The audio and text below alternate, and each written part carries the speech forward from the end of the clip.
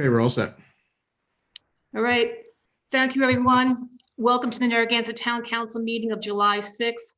On June 30th of last week, I received an email from Matt Manick stating that he could not be here tonight. He was no longer able to make the meeting, so I'll be running the meeting tonight. I'd like to start with the Pledge of Allegiance. Everyone please stand. Pledge allegiance. Allegiance to the flag of the United States of America and to the republic for which it stands, one nation, God, under God, indivisible. indivisible, with with liberty liberty and justice for all. Amen. Thank you, everyone. I'd like to start off with a moment of silence for Martin McSally, husband of a longtime town employee, Jane, brother of our former town solicitor, Mark McSally, and brother of our current United States Senator, Martha McSally. Yeah, a moment, please.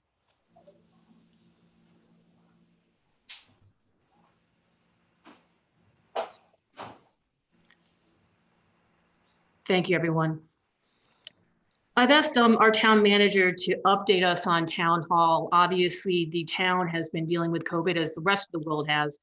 And Jim's done an excellent job in town hall, and he's preparing the town to reopen to the town residents. And I thought it'd be a great time for him to give us an update on what's happened, what's occurring, and a timeline going forward. Go, Jim. Good evening, everyone. We are preparing the town hall consistent with the COVID-19 recommendations from the Department of Health and from the Governor's Office for the public buildings. This includes service windows for forward-facing transactions in town hall to protect both the employees and people who come in to visit.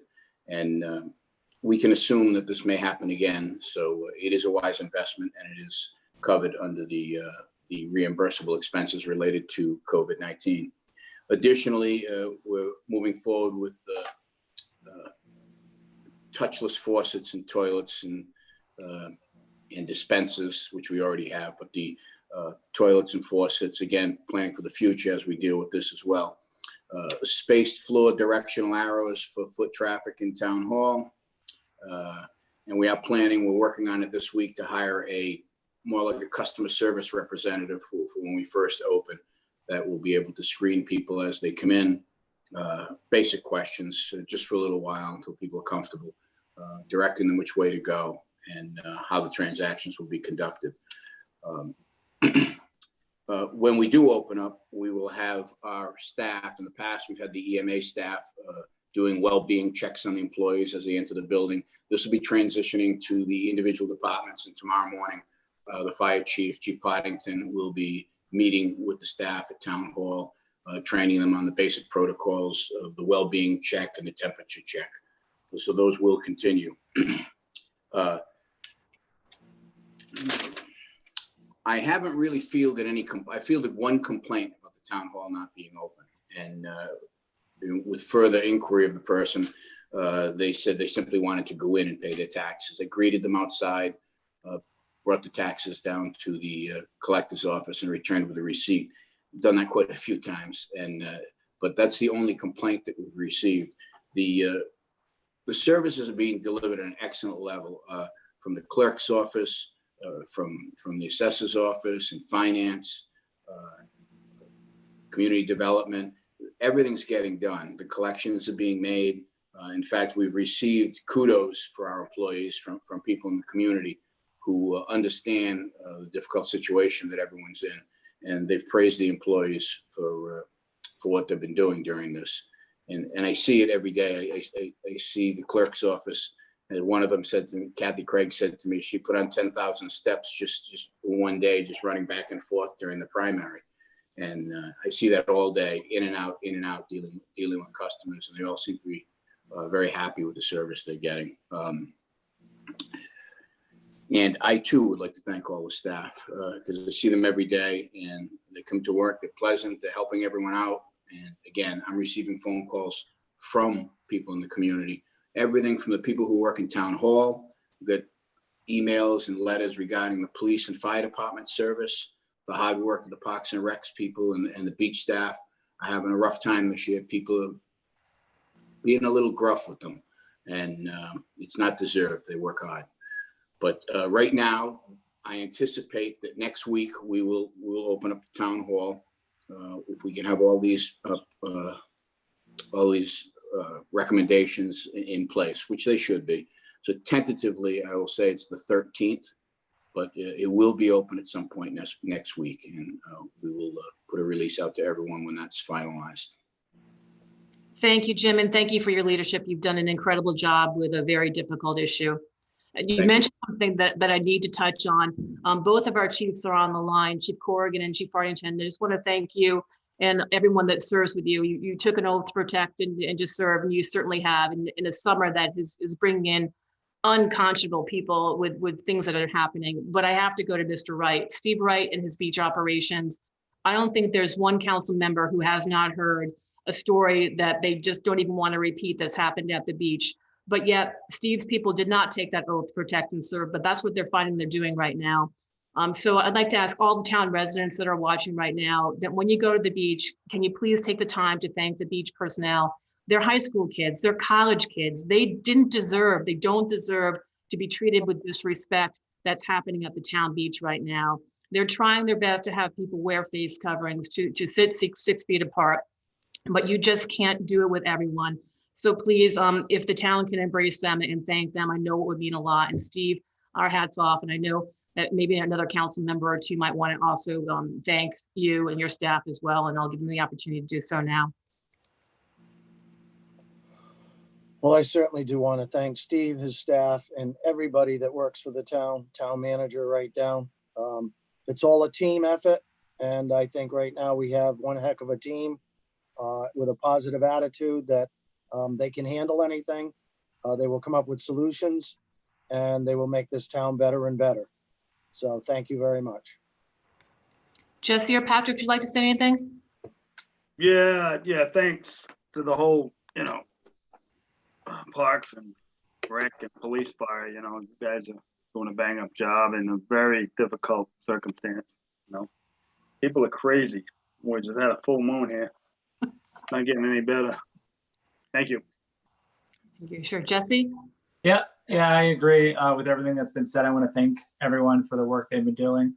I know that, we've all kind of forwarded emails that we've received over to Steve and Chief and to others. You always respond so quickly and with grace and, calmness in a very responsible way. So I appreciate all the work you're doing. And it's kind of a little bit of a no-win situation for you. It's tough you really hear the complaints. You don't really hear too many of the compliments. So thanks for everything that you guys do. Appreciate it. Yep. Thank you. So we're here to compliment you and appreciate you guys tonight. Thank you, everybody. Okay, so let's move on to the consent agenda. Is there any council member who wishes to pull any item from the consent agenda? Okay, hearing none, would someone like to make a motion to approve? I'll make a motion to approve the consent agenda as is. Is there a second? I'll second. Okay, motion by Rick, second by Jesse. I'll go around in the order that we have been going for the vote. Mr. Lima? Richard Lima, aye. Mr. Pugh? Jesse Pugh, aye. Mr. Murray? Aye. Jill Lawler, aye. Motion passes 4-0. Next is new business, and we have three motions here from our chief. He's here and I'd like to have him provide explanations for all of these. But the first is a motion to introduce, pass, and ratify, accept the first reading of resolution amending the official list of parking regulations restrictions for the town of Narragansett in accordance with Narragansett ordinances to restrict parking on Foster Road. Chief, could you like to speak to this, please? Absolutely, thank you. I received actually it was a voicemail that was left at Town Hall and was forwarded to me back in May, complaining about the parking issues over in Jerusalem. And as everybody knows, parking's always an issue in Narragansett in summer, but with COVID-19, it's especially so this year and even earlier. And they've been feeling the impact over in Jerusalem. So this complaint was forwarded to the Traffic Safety Work Group, which has representatives from the police department and public works, and they went into the neighborhood and they studied it. And I believe one of the complainants may have reached out to Councilman Pugh as well on this one. And after the work group looked at it, they came back with a recommendation. It's a narrow road and there has been a lot of people parking both sides of the road there, causing a public safety issue. So they recommended that we restrict parking. You see the attached map there, highlighted, where you can see on the south side there, no parking on the south side and no parking from Arbeth to Champlain Ave. And then for the small section between Arbeth to the west end there at the dead end, to allow that to be permanent parking so that the people who live on Fall Street can have some access to on-street parking. Okay, thank you. And I just picked up on an error I made without even having Terry remind me of, and I did not ask for a motion to move that forward. So could I please have a council member make a motion to move the chief's motion forward? I'll make that motion. Thank you. Can I have a second, please? I'll second. Thank you, Jesse. And Jesse, I know that you were involved in this, so if you'd like to speak first, please do. Sure. Yeah, happy to. So I did receive a few emails about this situation. I guess that would have been, I'm not sure if it was early June or late May, but I heard from a resident about it. So I went down and took a look at the street down there to get a firsthand look. And, you know, generally speaking, I would say I am typically for as much parking as possible. I think it's good to have parking available for residents and visitors. So I wanted to see it firsthand to see what the situation was. So when I went down, I actually, it's really, I guess it is almost a dirt road, or it's kind of a mixed material there. As I was turning onto the road, there was a car coming down the opposite way. And I immediately understood the issue, because as I was turning on, I couldn't even get, you couldn't basically drive past the car that was coming the opposite way. And at that point, there was no cars parked on the road. So I could imagine how when you had any car parked there, it becomes a single lane road, which is just not safe in any way. And, you know, a fire truck could definitely not get through there. So I talked to some of the other people in the neighborhood. They've all told me stories about, you know, really nightmarish situations. So in this case, this is one of those situations where I do think that it should definitely not be parking really definitely not on both sides of the road. And on either, really even on one side, makes it extremely difficult to even just drive down the road. So I would support this proposal here for sure. Thank you. Mr. Lima? Yeah, I mean, I've traveled through there many a times. Kept my boat down at one of the marinas there, and there's no question. Those areas there years ago were basically just beach sand roads, basically for one vehicle to get by. There wasn't much room at all. So again, this isn't the only neighborhood. We have other neighborhoods. We had a neighborhood where, again, you know, the surfers were parking and they were blocking. So it becomes a public safety, you know, hazard, where if we need to get in there and you can't get in there, then what? So neighborhoods like this, narrow roads, we really have to look at strict parking restrictions, help out the people that live in these neighborhoods and make it safe. So I'm glad that this was brought to the attention, and, you know, we can further go on, and the chief and his staff can do whatever needs to be done to make that neighborhood safe. So I thank them. Thank you. Mr. Murray? Yeah, I'm just wondering when we're gonna amend the parking to where we can add parking. You know, seems like every other month we'll keep restricting parking and restricting access to our natural beauty and shoreline, and I think we need to come up with a plan where we start adding parking, whether it be on town land or right of ways or something, but we just can't keep rolling out the unwelcome mat. But I know that area, and I can see that it is an issue at this time. Thank you. All right, thank you. And I also took the opportunity to speak to Jim Tierney about this. He did tell us it was a public safety matter. So Jim, I don't know if you have anything more you want to put into this and that statement. No, that's pretty much it. The police department and the committee did a good job on it. And South Kingstown PD, who patrols that, weighed in on it as well and agreed with us. So I support it. Okay, thank you. I support it as well. It's, as Jesse pointed out, it's a very narrow area. We need to make sure we can have fire trucks go down there. It's important. Anybody have their hands raised, Dan, would like to speak from the public? No. Oh, sorry. Yes, there is. Okay. Two. First one is Cheryl. Welcome, Cheryl. Can you please give your name and address? You're muted too. Mute yourself, please. Can you hear me now? We can, thank you. Okay, Cheryl Pinson, 19 Champlain Avenue. And I just want to thank Jesse for returning my phone call to begin with. It's really a safety issue down here. Never mind about the garbage that's being left behind and what the other things that are happening, but God forbid, if anything should happen to any of the other streets on Forster, Arbeth, or the other street, and they can't get down, it would just be a disaster. And I hope I get the support of the town council to put no parking on Forster, basically for that reason only. We do love to see the people come down, but you know, unfortunately there's just not enough room to park all the cars. Thank you, Cheryl. Is there someone else again? Yes, next one is Kimberly. Kimberly, welcome. If you could please state your name and address. Sure. This is Kimberly Boothia at 17 Champlain. And I have a couple of concerns. I agree with Cheryl and what has been said about the safety. We have, especially on Arbeth, a few elderly neighbors. I know we had the rescue down on Champlain on July 4th. And I can tell you, looking at those vehicles, they were never going to make it down Foster to get to Arbeth if that was the case.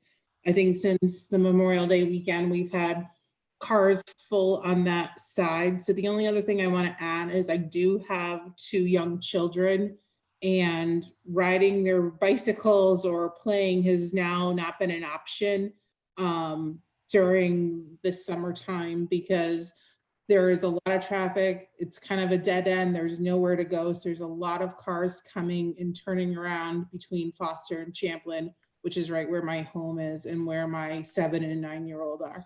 So thanks to Jesse for bringing this forward for us to review. Thank you.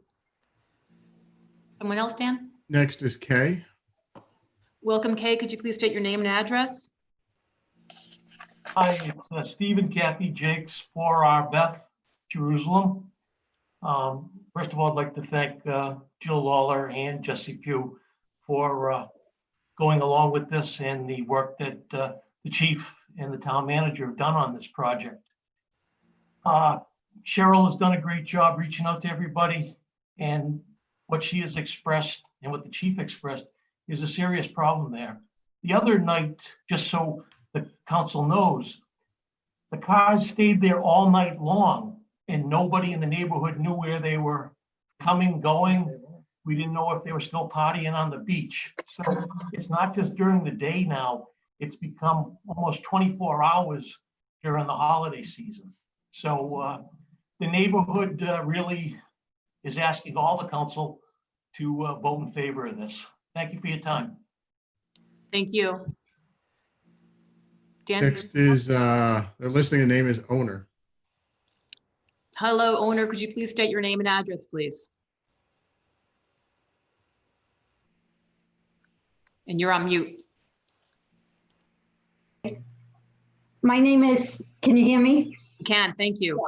My name is Cynthia Gula, and I live at 6 Arbeth. And I just wanted to say that I agree with what everyone has said. Some days it is so difficult to get from Champlain to my home because not only do people park there, they open their doors, and then you can't get down the street. And you ask them to please at least close the door so you can get your car down the street, they look at you like you're crazy. Something really does need to be done. And I appreciate, again, all the work that everyone has done, but I'd appreciate it if the council would approve it.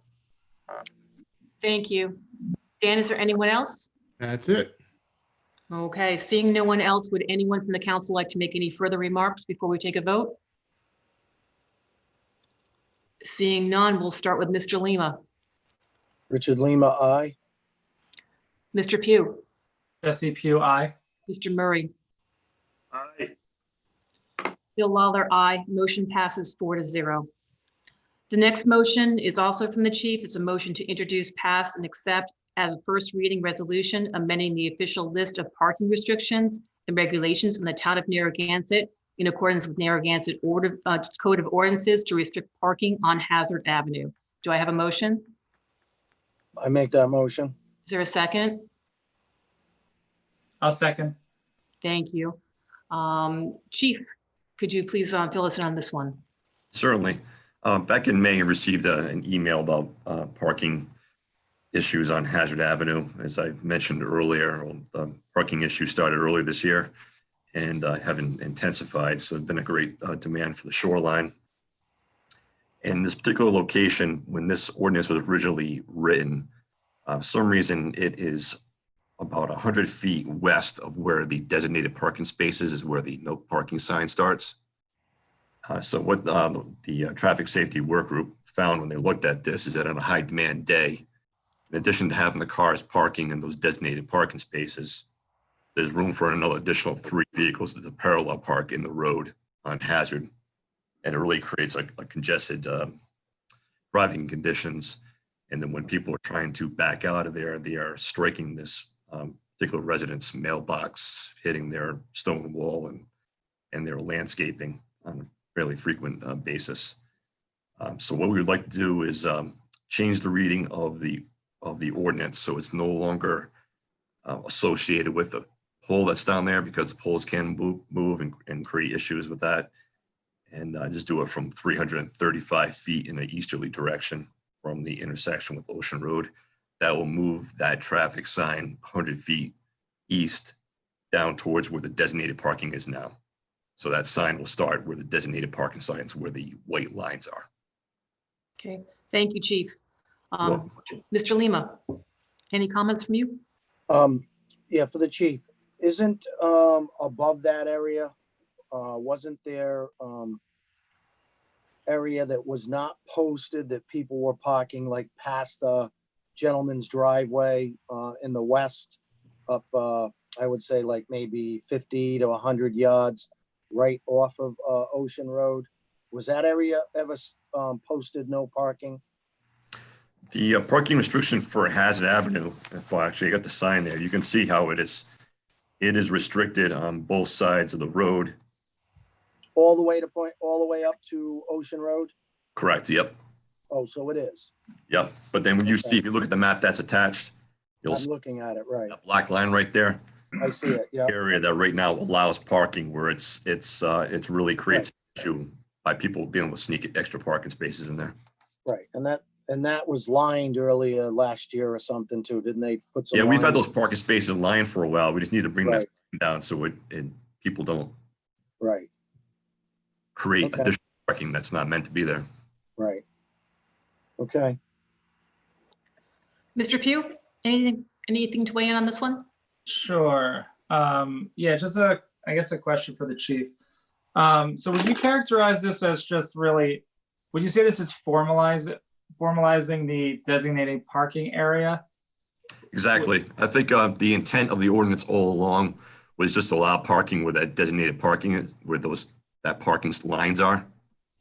It was just written in such a way that when they went down on the site and put the sign up, the distance from the pole, as the way the ordinance was written, created that unique situation where it's further west, and people, when they want to be there, they'll get creative. So they saw an opportunity to squeeze in some additional parking spaces there for themselves. Okay, and then all right, yeah, that makes sense. Yeah, so it's not taking away from the 9 at all. It's not taking away. Yep, it's just taking away what would have been makeshift parking. That Correct. wasn't right. It was makeshift parking.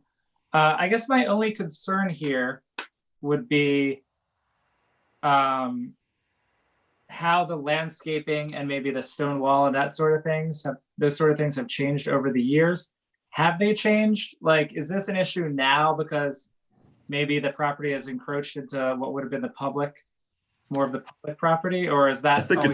I really think it's more of an issue now because of the demand. There's more demand to park down there than there has been in years past. Okay. In that in various locations in town, but you can really see it on Hazzard Avenue. Yeah. Okay. All right. Thank you. You're welcome. Mr. Murray, do you have anything to add? Yeah. Chief, how many parking spots are there right now?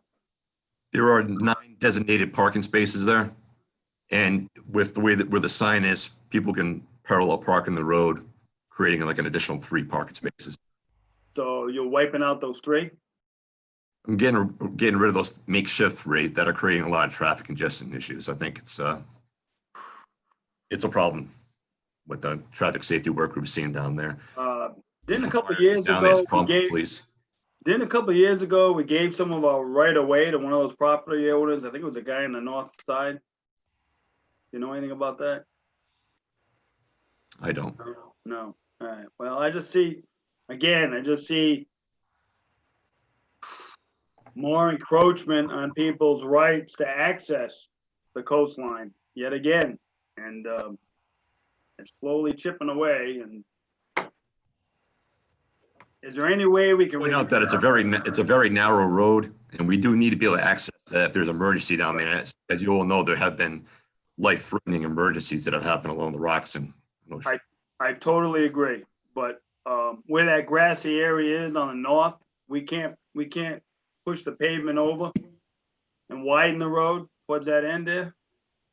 Where you're, let me see. Hang on. I got 2 or 3 things going on here. Your black line.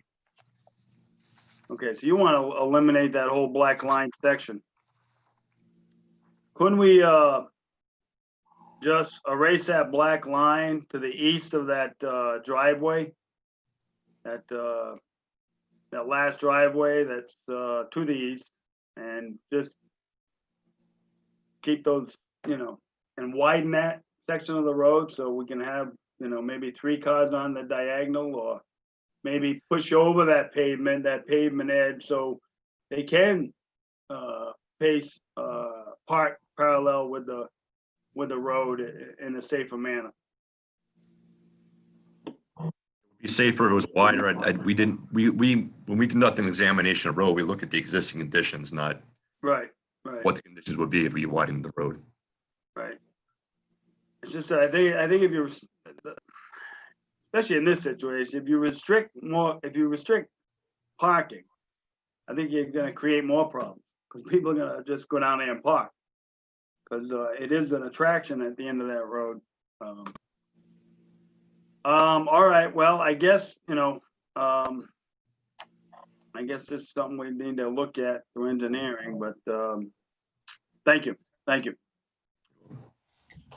So, from what I'm hearing from the chief and also from Mr. Tierney, what is happening here is they're making parking spaces makeshift, so it's not safe.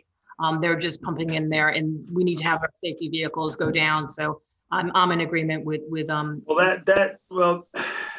Patrick. So that seems to be the common denominator. Every time they steal a parking space away from access to the ocean or to a river or to a stream, it's unsafe. So Patrick, we're going to have to widen that road down there and make it safe. We're going to try to speak. It's a Zoom meeting. It's really difficult for Terry to take notes and for people at home to participate. So if we could speak in order, that would be really helpful for everyone. I think she got what I said. Okay. All right. So having said that, we'll go ahead and take a vote. Mr. Lima. Richard Lima, aye. Mr. Pugh. Do we need to go to the public first? Oh, great. Thank you, Jesse. But we have a hearing coming up at 8 o'clock. So if we could hold on this till the public, we'll do that. Good catch. Okay, great. Can I speak on, oh, okay, it's 8 right now. All right. 1 minute right before the public hearing starts. Gotcha. Stenographer all set? Okay, if you just give the stenographer a second. Absolutely.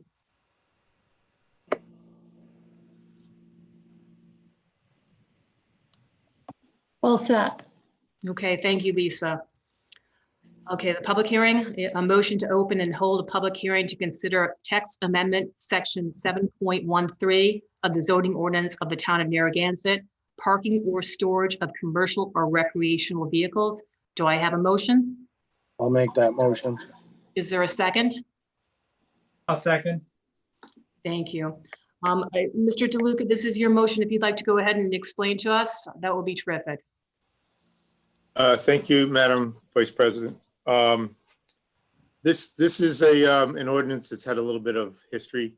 It started in the pre-COVID era, and it was actually back in midwinter that there was some discussion that came in through numerous different sources about RVs being stored on private property, primarily residential property. Maybe it was because we were just getting into winter and preparations for the winter season. The town members of the council had concerns about it, and so did the zoning enforcement officer, then Tony Santilli. So that kind of stuff filters to my office, as you know, and we and my staff and I said that we would take a shot at putting together some provisions of an ordinance that would bring the RV and trailer ordinance up to date. So in the current text, which I believe you all have in the packet, the current text shows that no trailer, pickup, camper, coach, motorized dwelling, tent trailer, or boat trailer may be in excess of 9 feet high. There is no length limit in the current ordinance. And so we started with that as our base. There were also some other provisions like no recreational vehicle shall be used for living purposes when stored on residential property. Derelict and damaged recreational vehicles must be removed. And outside storage of boats has a whole separate subsection of separate provisions. So my staff and I took a look at what do other communities do. And we, again, if you were to look at my staff report, I think it's dated March 27th. Bear with me. March 27th from Terry Fleming actually to Matt Mannix. So this is the planning board's report. You'd see on page 2 that we studied 7 different communities. Communities we're all very familiar with: North Kingstown, South Kingstown, East Greenwich, Middletown, Bristol, Westerly, and Warren. And interestingly, as you look at that table, you'll see that there's no continuity in the way that the communities around this part of the state anyway regulate travel trailers. Some have a height limit, some don't. The ones that have height limits don't have length limits, but the ones that have length limits don't have height limits, with the exception of South Kingstown, which does have both. And others, and certain of these individual communities also have some setback and other performance criteria. So we were giving consideration to putting an ordinance together that would have covered a wide range of performance criteria, such as setbacks, vegetative buffering. But it was, staff was reminded about halfway through the process that the mandate given to us was to look at height and length. So we shortened our view of the issues to discuss, and we just looked at height and length. And we found out also at a different element of our research that, you know, the industry itself, the industry that manufactures RVs, has changed immensely over the years. And so a typical RV can run as high as 15 feet tall when you count the air conditioning units on the roof. And they can run as long as 44 feet in length, whether that's a motorhome or a fifth wheel. That seems to be a standard length. And we looked at several different brand names to try to understand what the industry is doing. With those two components in place, those two components of research done, we drafted an ordinance as requested that increased the height allowance from 9 to 15 feet and inserted a length limit, which previously was none, So you could have had one, I don't know, as long as they make them, to 44 feet in length. The text that you see attached to the agenda item shows that, and it is highlighted in gray, as you can see. So that is the proposal that was brought forward and is the subject of the hearing tonight. I will state for the record that the planning board, in their analysis, found that they were very concerned about the height. 15 feet is a pretty tall structure, no matter what it is. And 44 feet is very long. When you multiply the width of typically 8 feet by 44, you get, I believe, 200 some odd square feet, which is a pretty significant size vehicle. So the planning board had some real misgivings about the ordinance just having a height and a length limit. And in their memorandum to you, they found that they could not make positive findings on the 4 standards that we always apply to zoning changes. Those being compliance with the comprehensive plan, area consistency, impact on infrastructure, and the appropriateness of the ordinance. So with that, they recommended denial as submitted and have asked to have the ordinance returned to them for more in-depth study. That concludes my presentation. Okay, thank you, Mr. DeLuca. Mr. Lima? So basically, this is to hold a public hearing, Mike. Are we looking for a date? Is that what it is? Or is this a decision we're going to make tonight? This is the hearing tonight, Mr. Lima. And this will be a decision tonight. Yes. Okay. Okay, I have no comments on this. Mr. Pugh? Just get off of mute here. Yeah, I guess I have a few comments and thoughts on it. So I was one of the 2 council members to put this on originally. We had received a few complaints from RV owners that they weren't able to park their RVs in their yard because of our outdated ordinance. Or, that's debatable whether it's outdated or not, but the 9 feet does seem low. The 9-foot height limit does seem low compared to other communities. So we put it on with numbers that would accept more modern RVs.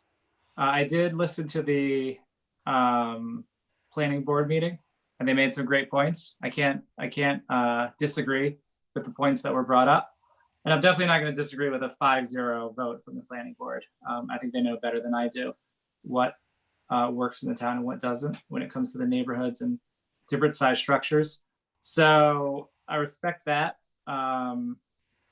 advisory opinion from them.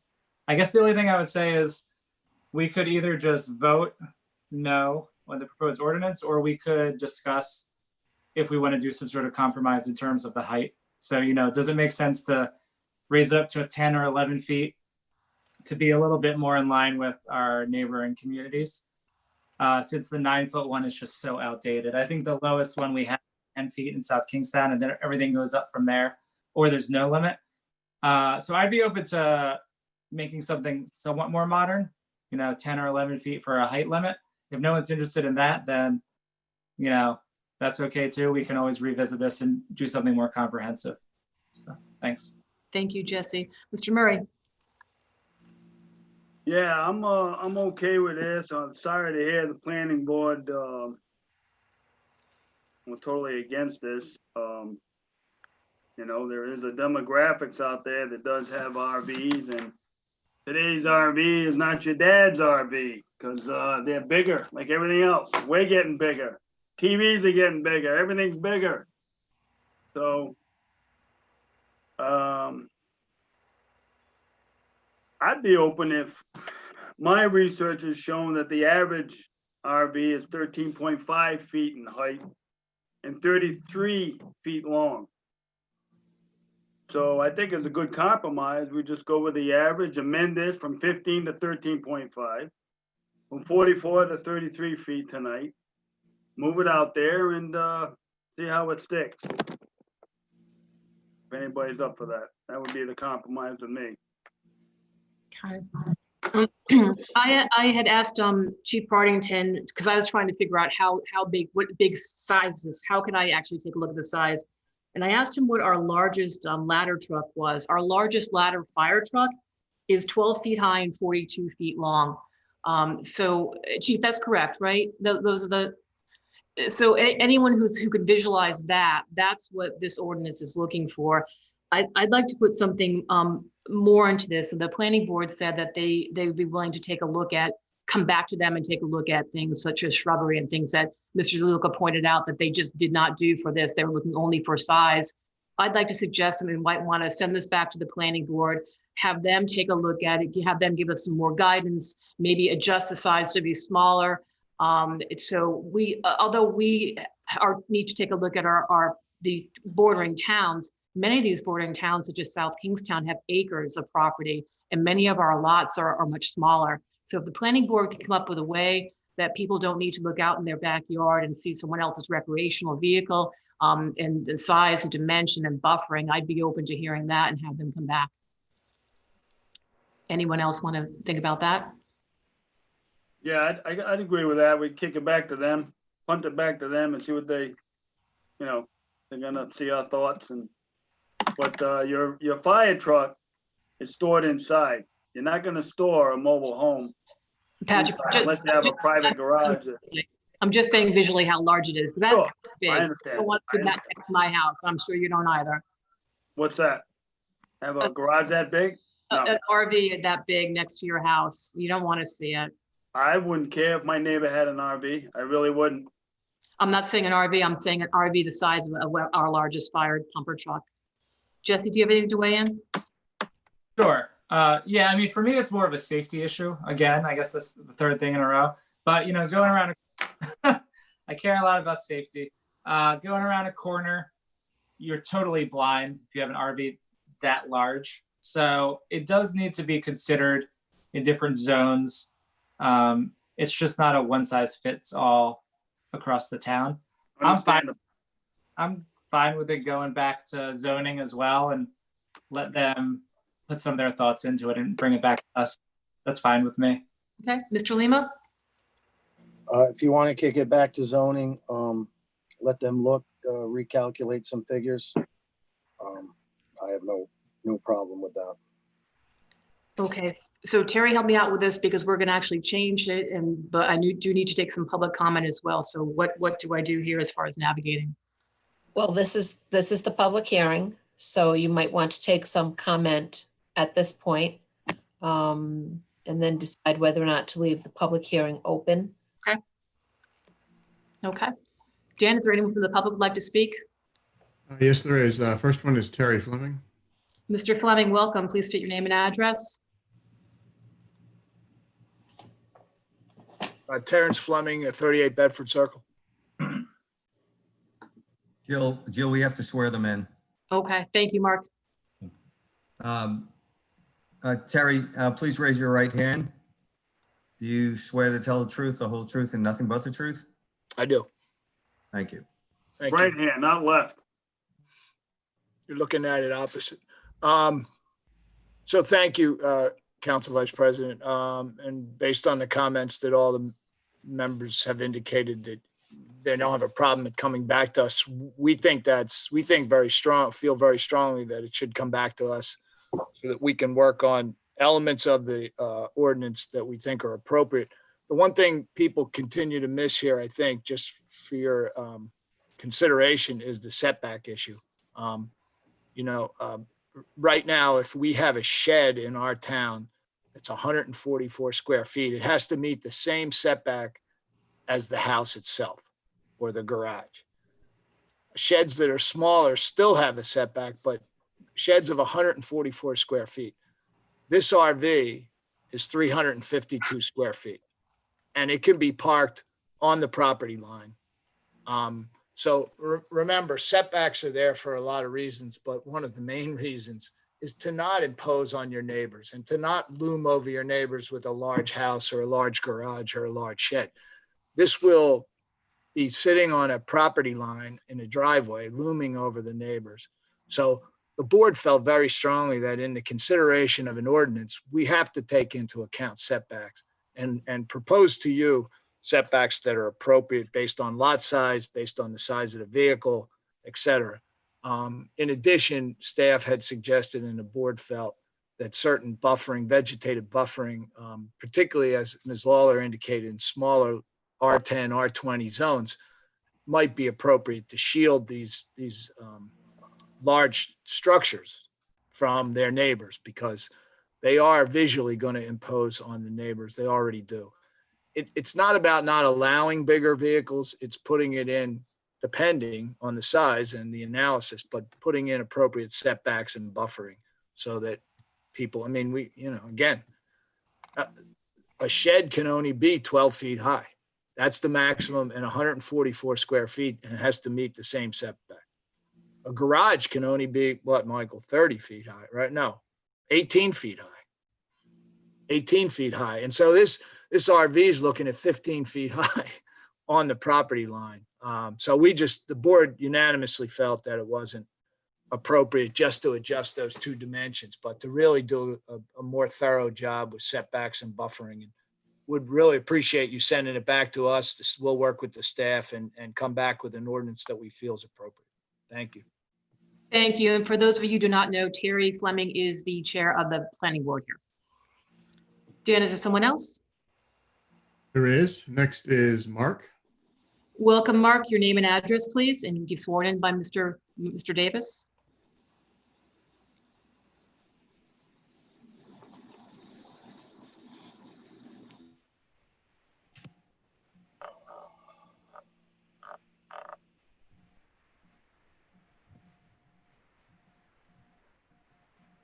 Mark? Well, Dan, let's go to the next person. We can come back to Mark. Next one is Dr. Alba. Dr. Alba, welcome. Your name and address, and you'll be sworn in by Mr. Davis. Yes, Dr. Al Alba, 24 Eagles Nest Terrace, Narragansett, Rhode Island. Please raise your right hand. Do you swear to tell the truth, the whole truth, and nothing but the truth? I do. Thank you.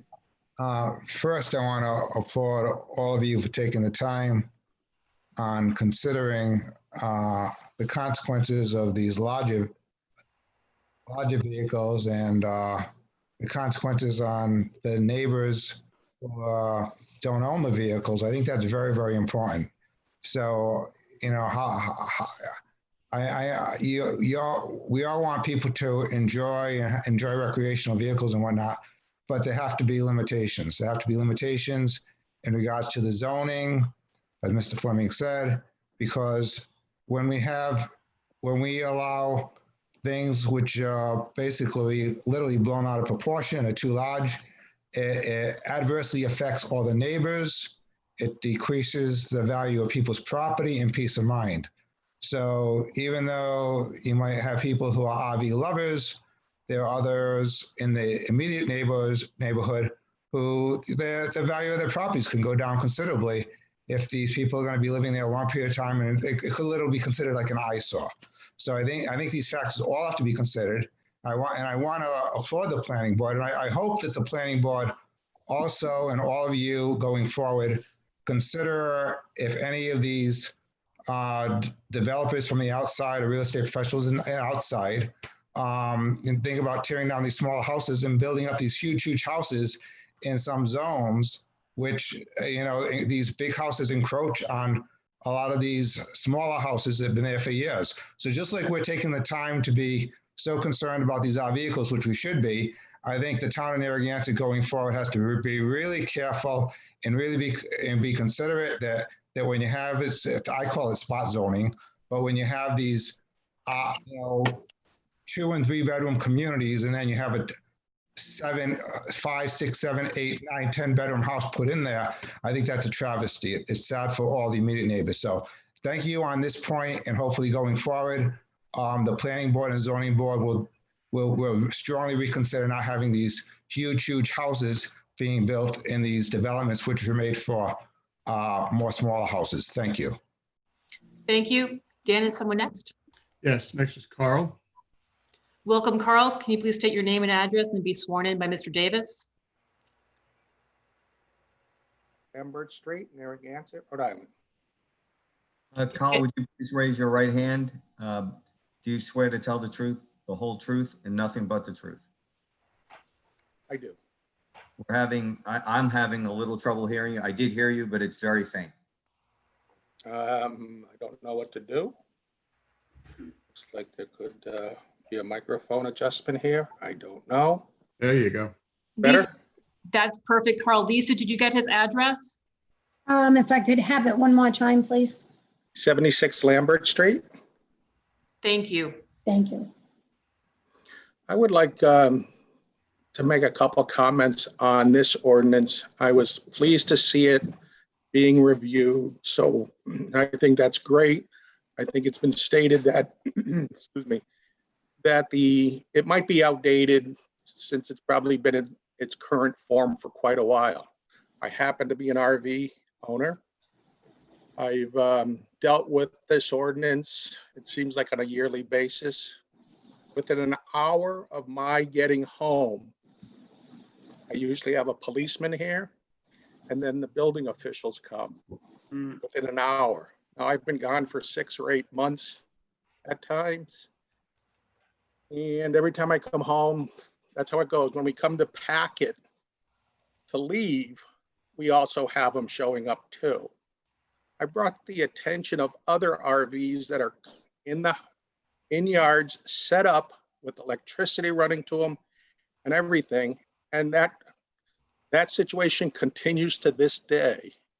So I think there's also been an unfair enforcement of this ordinance. We've been threatened that if we bring it here for even an hour, we will get summoned. And I think there's no time period on how long an RV can be in the yard. I pay for storage and I've got bills for years to prove it. But we bring it here to load it. And when you're packing to go 6, 8 months, it takes a few days just to get it going. It takes usually a day to get the equipment up and running like a refrigerator. And so not only about the size, the condition, and all those other aspects you were talking about, I would also like to see some clarity brought to the definition of parking, storing, and what goes for RVs should go for boats as well. I've just had an awful lot, I feel, of unfair enforcement, and I need to have this ordinance really cleaned up with specifics. Thank you. Dan, did Mark come back? Mark, are you there? Hand is up, but he's not talking. Before he goes back, Mr. DeLuca. Thank you, Madam President. I just wanted to respond to Mr. Marchand's comments. They're very well posed, and I want him to be aware that one of the things that staff found in our research is the issue of packing and breakdown, or unpacking. And we have seen some ordinances from around the country that allow for certain sorts of limited exemption for that sort of thing. So I'm aware of that concern, and I think we could put something into a new draft that would accommodate that for a certain period of days, 2, 3, 4, 5. I don't know. We could bring that forward. So good points on the part of Mr. Marchand. In terms of the enforcement, the only thing I would say is, if we were to put together a more detailed ordinance, I think the building official, zoning officer would have a much better handle on the elements that are in play, and would have a much better chance of enforcing the ordinance. So I just wanted to make those 2 points. Thank you, Mr. DeLuca. Anyone else from the public, Dan? Yeah, Mark has just raised his hand again. Mark, can you hear us?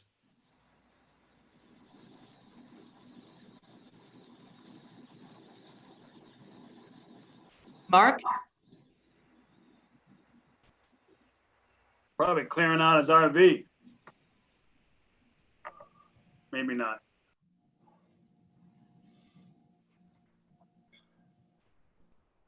Mark going once, twice?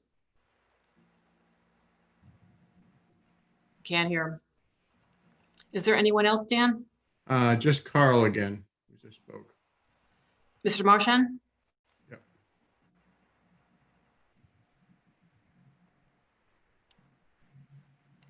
Please unmute yourself, Mr. Marchand, and speak. There we go. I have a Class A motorhome, which is a driving unit. I've even been threatened when it's been parked on the street. And when the police have come, they said, you pose no problem to a safety vehicle on the street. And I don't know if the enforcement goes to the public roads as well, as this is a registered motor vehicle. So I think there has to be, I don't know, believe me, it's been a tough few times. And was another point I made. I don't want to have this thing in my yard any longer than I need to. I really just want to bring it here, pack it, we clean it. If we have to do a repair to it or something, we do, and it's always in the storage yard other than that. So Mike DeLuca, thank you for your comments. You know, like 5 days would be added, you know, very perfect to be able to accomplish most tasks that are needed in an RV owner's life. And I'm sure about a boat owner too. You know, we keep saying RVs, but this applies to boats as well. Okay, thank you. Anyone else, Dan? That's it. Okay. So Mark and Terry, do we keep this open and have someone make a motion to send it back to planning? What is the best way to handle this? I would suggest having somebody make a motion to keep it open, Jill. Okay. And take a vote to send it back to, so amend it to reflect that you're going to keep the public hearing open and have a motion to send it back to planning for further review and comment and recommendation. Would someone like to make the motion that Mark just mentioned, that Mark just stated? I'll move to send it back to planning, to check it out, punch it up, review it, and come up with some reasonable ordinance that will attempt to satisfy, you know, all. But I think a temporary parking in your yard to pack it, clean it is a great idea. Again, this is encroaching on property rights. People buy a $60,000, $70,000 RV. You know, they're not flying down to their condo in Florida. They're driving off for the summer or winter, and you know, they're doing something different. Okay, so Patrick, you're making a motion to send back to planning board and keep the hearing open. Thank you. Yes. Is there someone that will second that? I'll second it. Thank you, Jesse. Okay, so we'll go around. Mr. Lima? Just so everybody knows, and I want to make this clear why we're here, is I do own an RV. So any vote on anything, I would be recusing myself from any votes on this. But I do believe it should go back to planning, and you people can vote on that direction in which you want to take. Mark, just to clarify that, should Rick recuse himself this evening? I think the same thing to do is recuse himself and just stay out of the whole topic altogether would be the safest and most prudent way. Okay, thank you. All right, so we'll start with Mr. Pugh. Jesse Pugh, aye. Mr. Murray? Wait a minute now, doggy. All right, now, Mark, I have a boat, and there's a boat provision in that. But I mean, to recuse myself, I don't understand. I'm not gaining anything financial by approving or not approving, you know, a zoning measure geared towards boats and trailers. I mean, I don't, you know, unless I was in the trailer selling business or something, but am I missing something? Am I missing something? Well, unless you have a vehicle, whether it be a boat or a camper or a mobile home, that would be prohibited if the ordinance were to pass, or would be allowed if it were to pass. Right. I definitely have a personal interest in that as well. So yeah, I think it's an issue.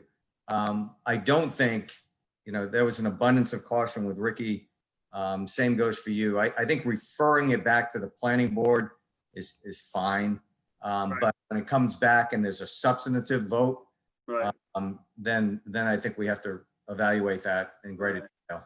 I'll vote yes to move it back to planning, and I will get out there and start measuring my boat's lengths to make sure I'll park it in my neighbor's yard.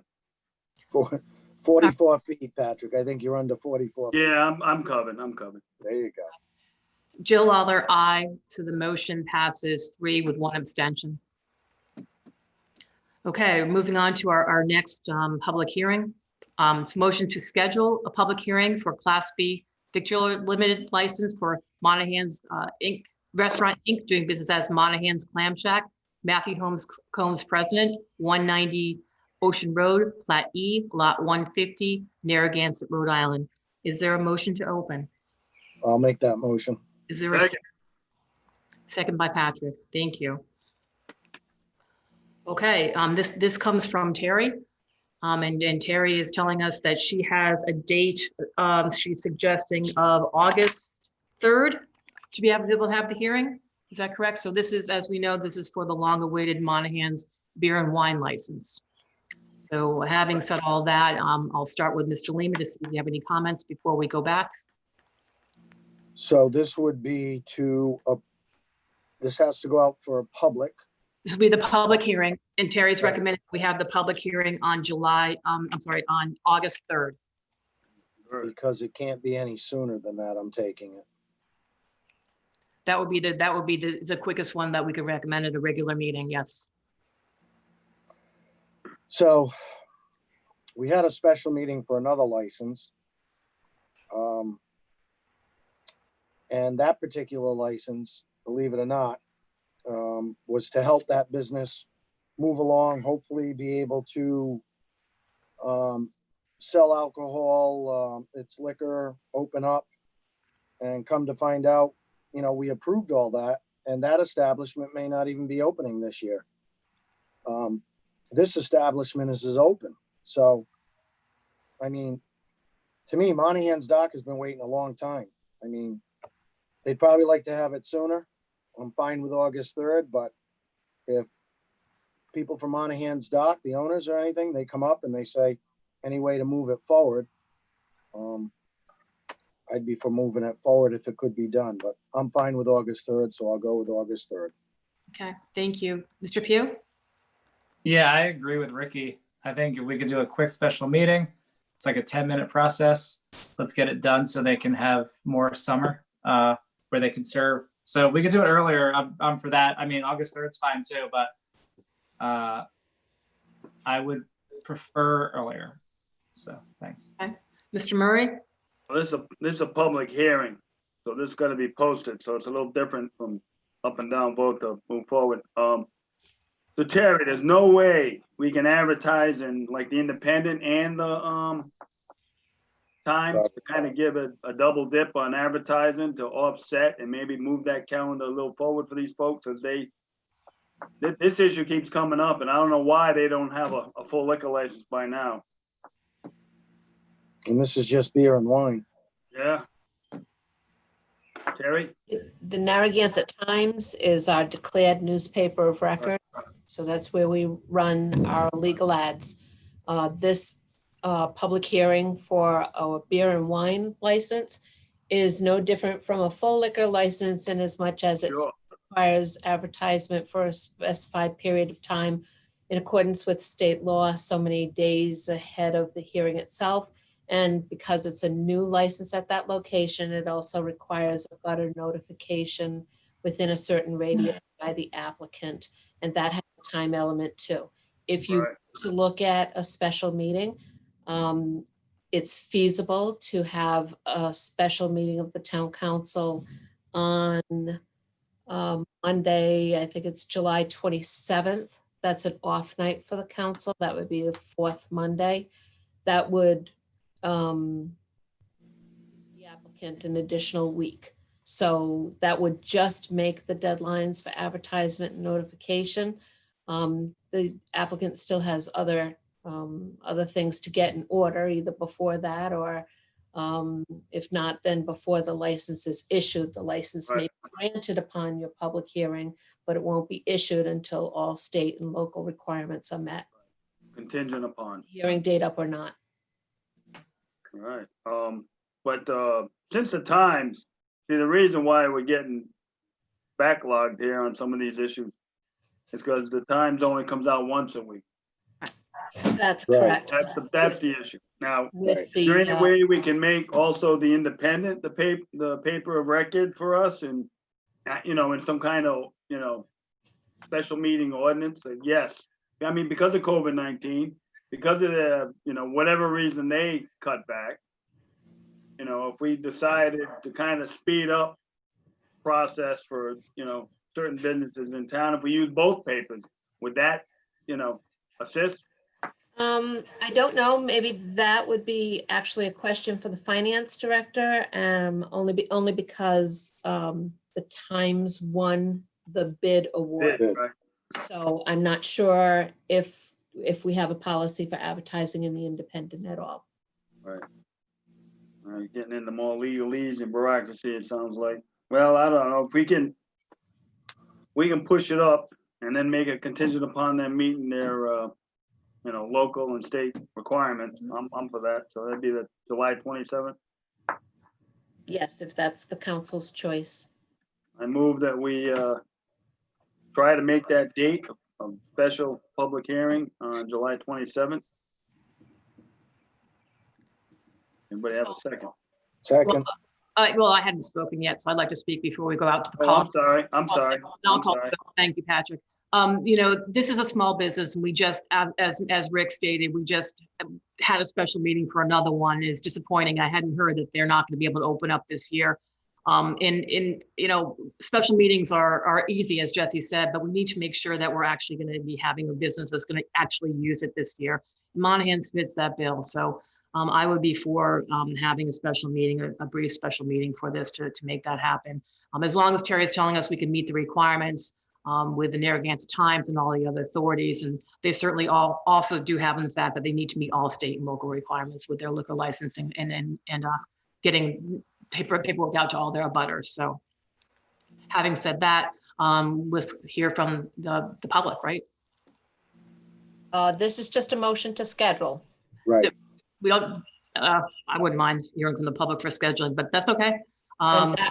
Actually, just for clarification, the point that we're at right now, this is an amendment to the main motion to schedule a special hearing on July 27th.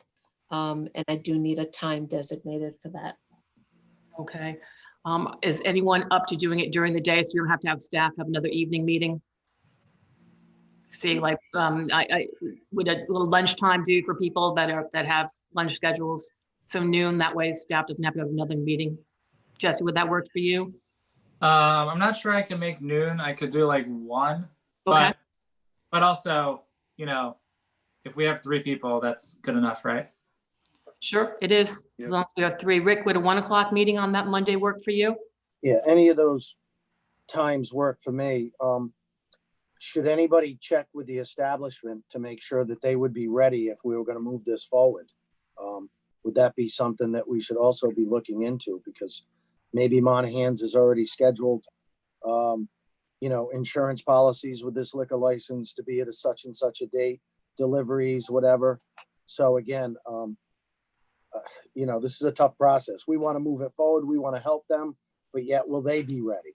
And I don't want to jump their gun either, or tell them, hurry up, you got to get your liquor in there because we're approving it. I know it's only an approval, but again, they may have some things like Terry said that aren't up to snuff yet, and they have a busy schedule. They're all working down there, so I know they have to take time out to do things. And if they're on board with us moving it forward, that would be great.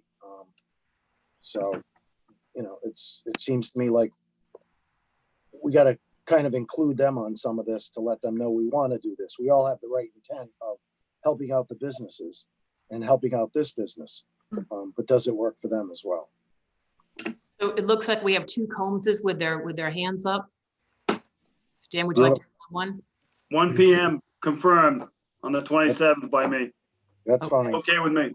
Let's just check with the applicant. Sure, sure. Don't mind.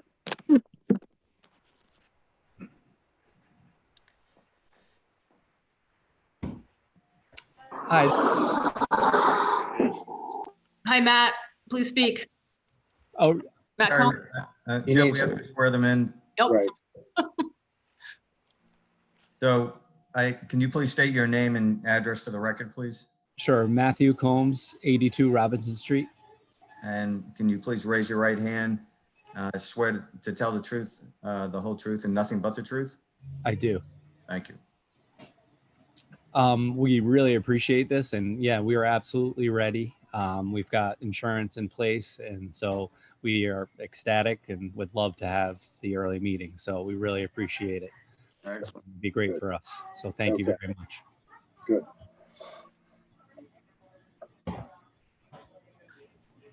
Since we entertained Mr. Combs, Dan, is there anyone else who would like to speak? We have someone with the initials MUL. MJL, can you please state your name and address and have Mr. Davis swear you in? Hi, good evening. This is Attorney Matt Landry. I actually represent Monaghan's and Mr. Combs. I do appreciate the council's eagerness to assist my client here. He's obviously been eager to move this forward in light of the COVID crisis and the shortened summer season. Just to comment on some of the supplemental materials that are still expected prior to the next meeting. We've gone ahead and secured most of the paperwork that's necessary, including the certificates of good standing. My client has contacted his insurance broker and is prepared to start that insurance on the first day of service or earlier if necessary. And a number of the other items on the checklist we've already been able to secure. So I can get those to the council this week if necessary to help move things forward. And in terms of the abutter notification, I can also get those out as soon as possible in order to satisfy the requirements prior to the public meeting. In the final note, for what it's worth, I mean, I think my client would certainly be amenable to taking out an ad in another paper if the town's not able to do an ad in a paper other than Narragansett Times. If that satisfies the legal requirements, sure, my client would be happy to do that. But I think, given a couple of weeks until the 27th, we probably have enough time. But that's an option that we'd be happy to fulfill if necessary. Okay, thank you. Dan, is there anyone else? Nobody else. Okay. Would someone like to make the motion to schedule? So the first is to vote on the amendment to schedule a public hearing, a special meeting on July 27th at 1 PM for the purposes of a public hearing on this liquor license. Would someone like to make that motion? Already The made. motion has already been made and seconded. You Yeah, just need to vote on it. We just need to vote on it. So Richard Lima, aye. Mr. Pugh, Trustee Pugh, aye. Mr. Murray, Aye. Jill Lawler, aye. Motion passes 4-0. Okay, and then the main motion as amended, just for formality, that needs to be voted on as well. Okay, so the main motion, which is scheduled for what was going to be August 3rd, has now been changed to July 27th at 1 PM. So would someone like to make that motion? It's already made, just needs to be We voted. just have to vote on it, right? All right. Richard Lima, aye. Jesse Pugh, aye. Patrick? Aye. Jill Lawler, aye. Okay, thank you. Terrific, thank you. All right, so we'll go back to motion number 12, so we can take public comment on that before we go ahead and have any other members of the council speak before we vote. Any member of the public wishing to speak on motion 12, which is the respecting to parking on Hazzard Avenue. Do we have to close the public hearing or no? It was a motion to schedule. Okay, all right. Thanks, Rick. We have Dr. Alba. Dr. Alba, your name and address, please. Yes, Dr. Al Alba, 24 Eagles Nest Terrace, Narragansett, Rhode Island. I think Patrick's points, I think he has a good point. I think we have beautiful natural resources, and we do have to be cognizant of the health and safety of individuals, but if there's a way of maybe having the people who are involved with highway safety or whatnot, or highway design, civil engineers out there, maybe if they can go out there and look at that. If we have wasted land out there that might be able to be transformed into parking spaces, but which will not preclude safety vehicles from getting in there, I think it may be something worth exploring. We have a beautiful, beautiful area over there, and it's park-like, it's pristine. A lot of fishermen go over there. So anything we can do to support our natural enjoyment of our beautiful resources, I'm all for. So I just wanted to share that with you. Thank you. Thank you. Anyone else from the public wishing to speak? Nope, that's it. Okay, seeing none. Okay, we'll go ahead and take a vote on number 12. We'll start with Mr. Lima. Richard Lima, aye. Mr. Pugh, Jesse Pugh, aye. Mr. Murray,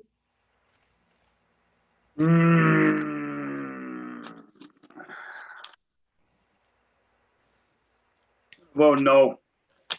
okay. Jill Lawler, aye. Motion passes 3-1. The next motion is also brought on by the chief. It's a motion to introduce, read, pass, and accept as a first reading, a resolution amending the official list of parking restrictions and regulations in the town of Narragansett in accordance with Narragansett Code of Ordinances to restrict parking on Offmer Street. Do I have someone to make this motion? I'll make the motion. Is there a second? Second. Thank you, Jesse. Chief, would you like to brief us on your motion?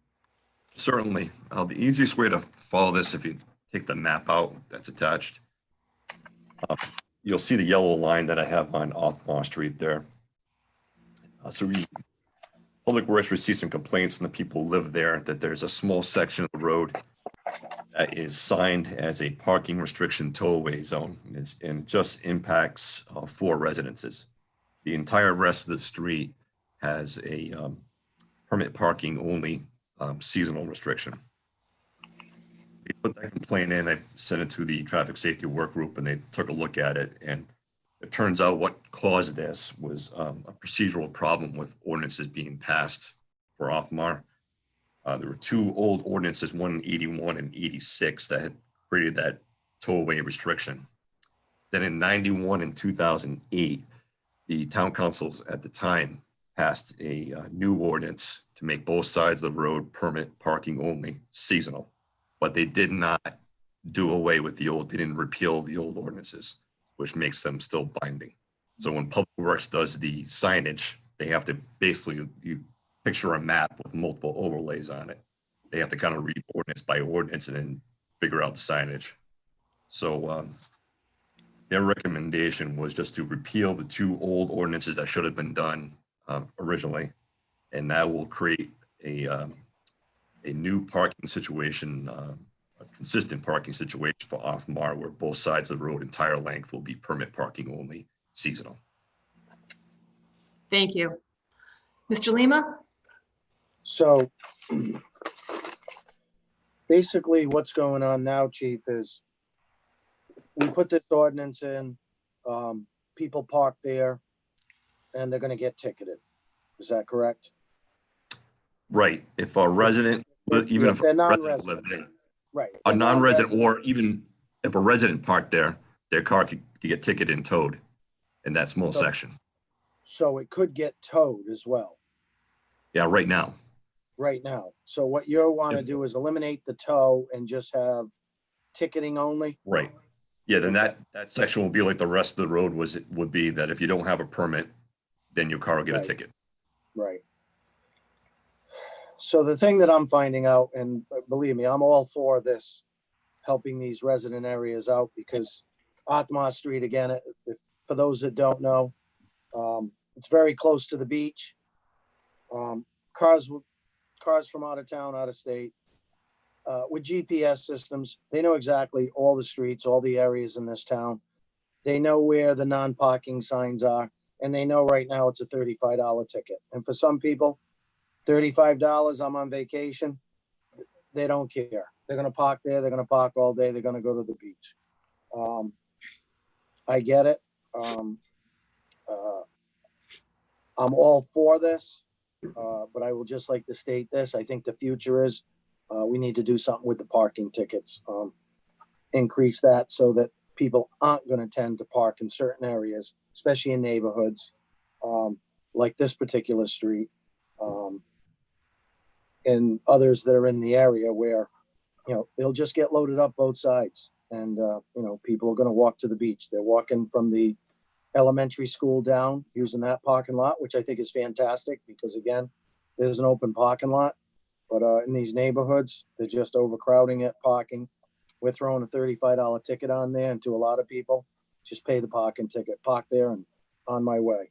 So My officers and my community service officers have all reported back to me the same thing that you're saying, that they've had people make that comment that it's worth it them to pay $35 to right. park at the beach. Right. So it's off topic, but I have spoken with the chief, and I'm hoping that the chief will, you know, do something maybe with some parking tickets, and we'll look into that at some other point. But I do support what you want to do, Chief. I agree. A lot of these ordinances are, you know, outdated, and there's overlapping, and we need to get uniform with what we're doing. So I'm fine with what you're doing at this point. Thank you. Thank you. Mr. Pugh? Thanks. So Chief, just to make sure I'm clear on this, and I guess some people listening, currently this small section is fully restricted as a tow-away zone for everybody. That's right? Correct. That yellow highlight on the road you can see there. And then what we'll be doing is making it so it's permit parking for residents, so that that'll actually increase the available parking on that street for people with permits. Correct. Okay. All right. That sounds good. Thank you. Mr. Murray? Yeah, I'm good. I got a question for the chief, though. Chief, didn't we raise the parking fees like a couple of years ago? Weren't they supposed to be like $50? What happened to that? No, that resolution, that was never, that ordinance was never put forward. The last time we changed it, I think it was like, I want to say 2006 was when it went to 35. Right. Yeah, I think Moretti had an agenda item a couple of years ago. It didn't get submitted. He was talking about it, but it never came forward. Oh, it never. Okay. All right. Because I thought we voted on that. All right. Well, we have to take a look at that one. So, thank you. Thank you. I have nothing further. I agree. This is going to add to resident parking and make sure that they can have the much parking they can on that street. So thank you, Chief. All right. So let's hear from the public before we go out and take a vote. Has anyone raised their hand, Dan? Nobody's raised their hand. All right. Oh, there you go. Dr. Alba. Dr. Alba again. Yep. Dr. Alba, a name and address. Although I think many of us have it memorized. No parking in the pier for you. 24 Eagles Nest Terrace, Narragansett. Yeah, I agree. I agree with the chief and with all you are saying. I'm just wondering, I believe at one time they had a shuttle service. I don't know if this is ever entertained going forward. I don't know if they stopped it this year because of COVID-19, but if we had a shuttle service, if people can bring their families who aren't even locals, but because especially with the restriction in parking, and if not this year, maybe next year, and they pay a nominal fee to use the shuttle service. I know when I used to travel at different tourist sites and whatnot, that shuttle made it very handy, where you spend $1, $2 a person, and you go on the shuttle and you don't have to worry about, getting a ticket or parking. So it's just a consideration down the road, if not this year because of COVID-19, but maybe next year, if to allow out of towners use our beach services without, if for example, if the parking lot is full, if we continue to have restrictions on our parking area. So I just want to throw that out there for everyone just to consider. Thank you. Thank you. All right, so let's take a vote on this. We'll go to Mr. Lima first. Richard Lima, aye. Mr. Pugh, Jesse Pugh, aye. Mr. Murray, Aye. Jill Lawler, aye. Motion passes 4-0. The next motion comes from Dan Holland, our Information Technology Manager. The Town Council approved the annual software maintenance agreement with Vision Government Solutions in the amount of $18,323.60. And this is the software that the town uses for taxing or building official, rental registration, et cetera. Would someone like to make the motion? I'll make that motion. Is there a second? Second. Thank you, Jesse. I think nothing further unless the council has some questions. Mr. Lima, I don't have any questions. Mr. Pugh, No questions. Mr. Murray, All set. I'm all set as well. So we'll go ahead and we'll vote on this. Mr. Lima, Richard Lima, aye. Mr. Pugh, Jesse Pugh, aye.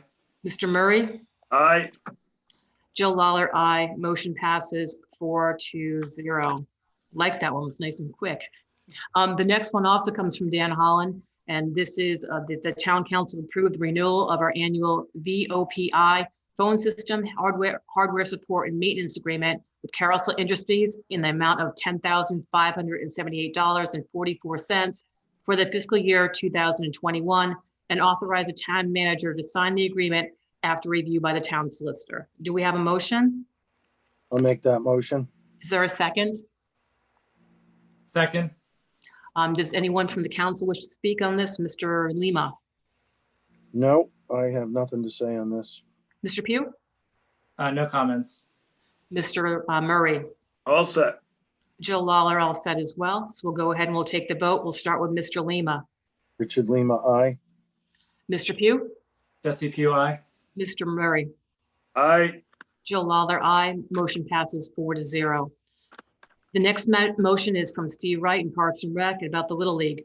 The recommendation is that the town council approves the 5-year use agreement between the Narragansett Little League and Parks and Recreation Department starting April 1st, 2020 and ending October 31st, 2024, and authorize the town manager to sign it. May I have a motion? I'll make that motion. Is there a second? I'll second. Steve, would you like to elaborate on this? Yeah, basically, this is housekeeping. This agreement elapsed a couple of years ago, and we didn't realize it, and we want to match it with our food and concession agreement with the Little League. So we're not changing any of the language in the agreement. The Little League is in agreement with all the language, and we just want to carry forward for another 5 years. All right, fantastic. Thank you. Does anyone from the council wish to speak? Mr. Lima, Nope, I have nothing to comment on. Mr. Pugh, No comments. Mr. Murray, All set. is there anyone from the public? Nobody from the public. All right, having said that, we'll go take the vote. Mr. Lima, Richard Lima, aye. Mr. Pugh, Jesse Pugh, aye. Mr. Murray, Aye. Jill Lawler, aye. Motion passes 4-0. Next motion is also from Steve Wright and is with the town council approved the Boston chapter of the BMW CCA Rhode Island Group's request for a show and shine car show at the Veterans Memorial Park on Sunday, August 23rd, 2020, subject to state and local laws. Is there a motion? I'll make that motion.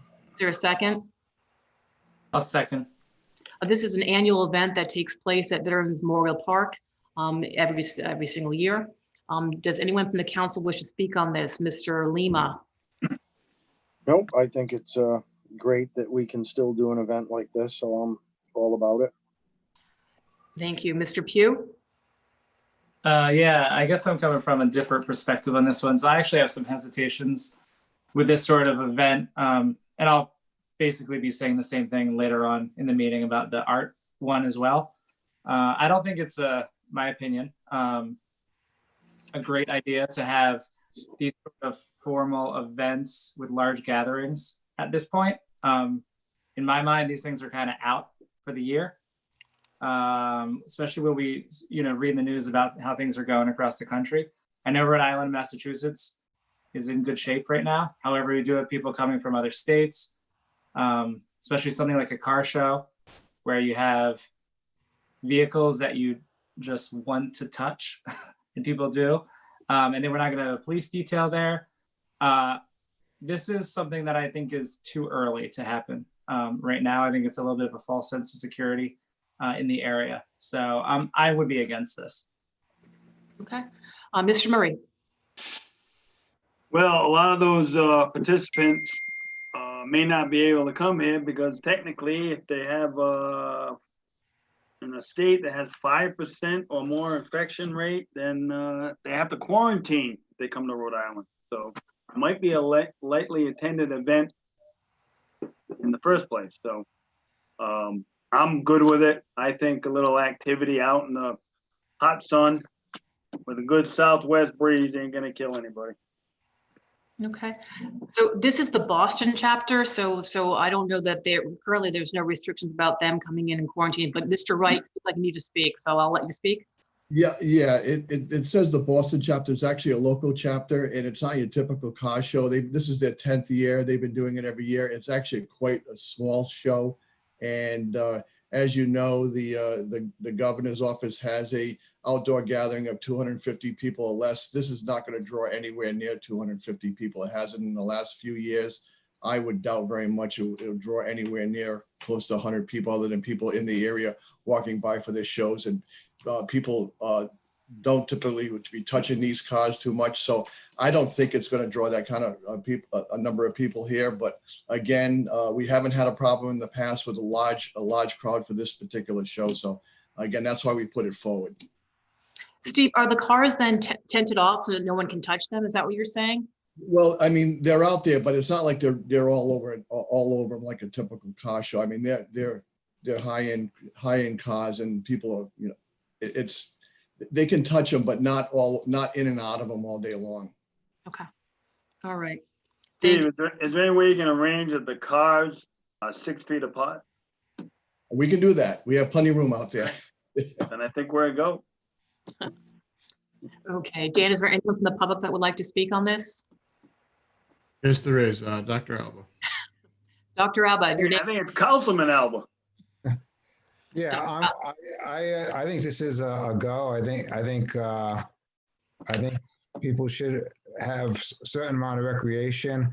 They might want to just have. When I went to Vegas one time and I went to the car show, you couldn't actually even touch the vehicles. They had them roped off.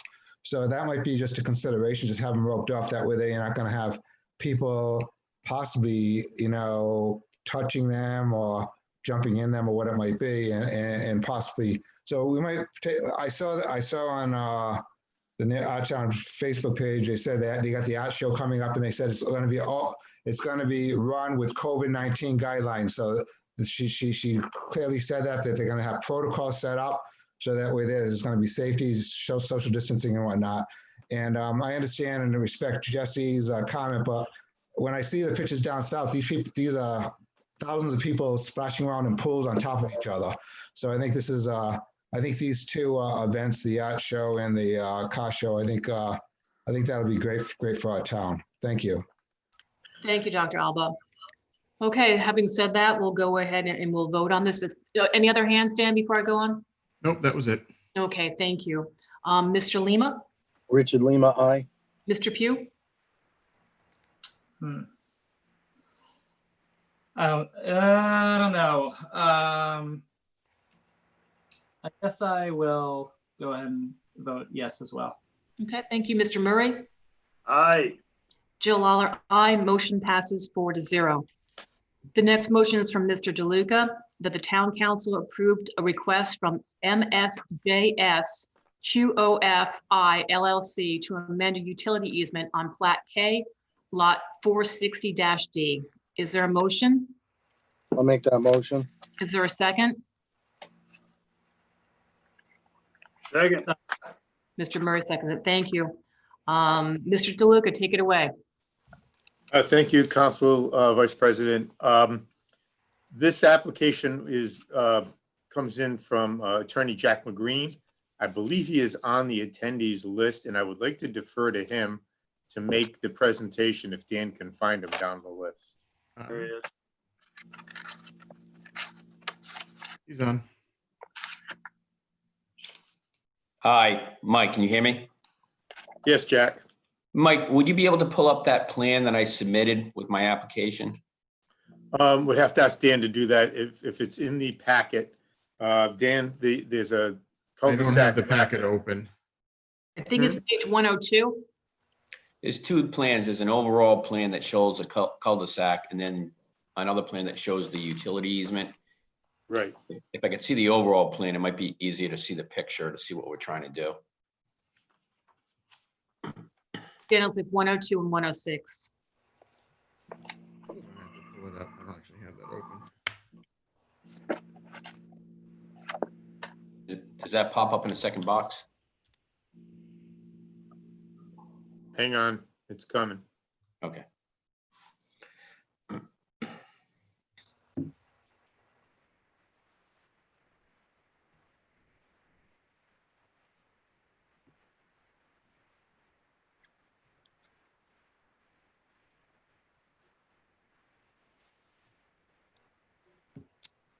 Mike, what's the page number on that?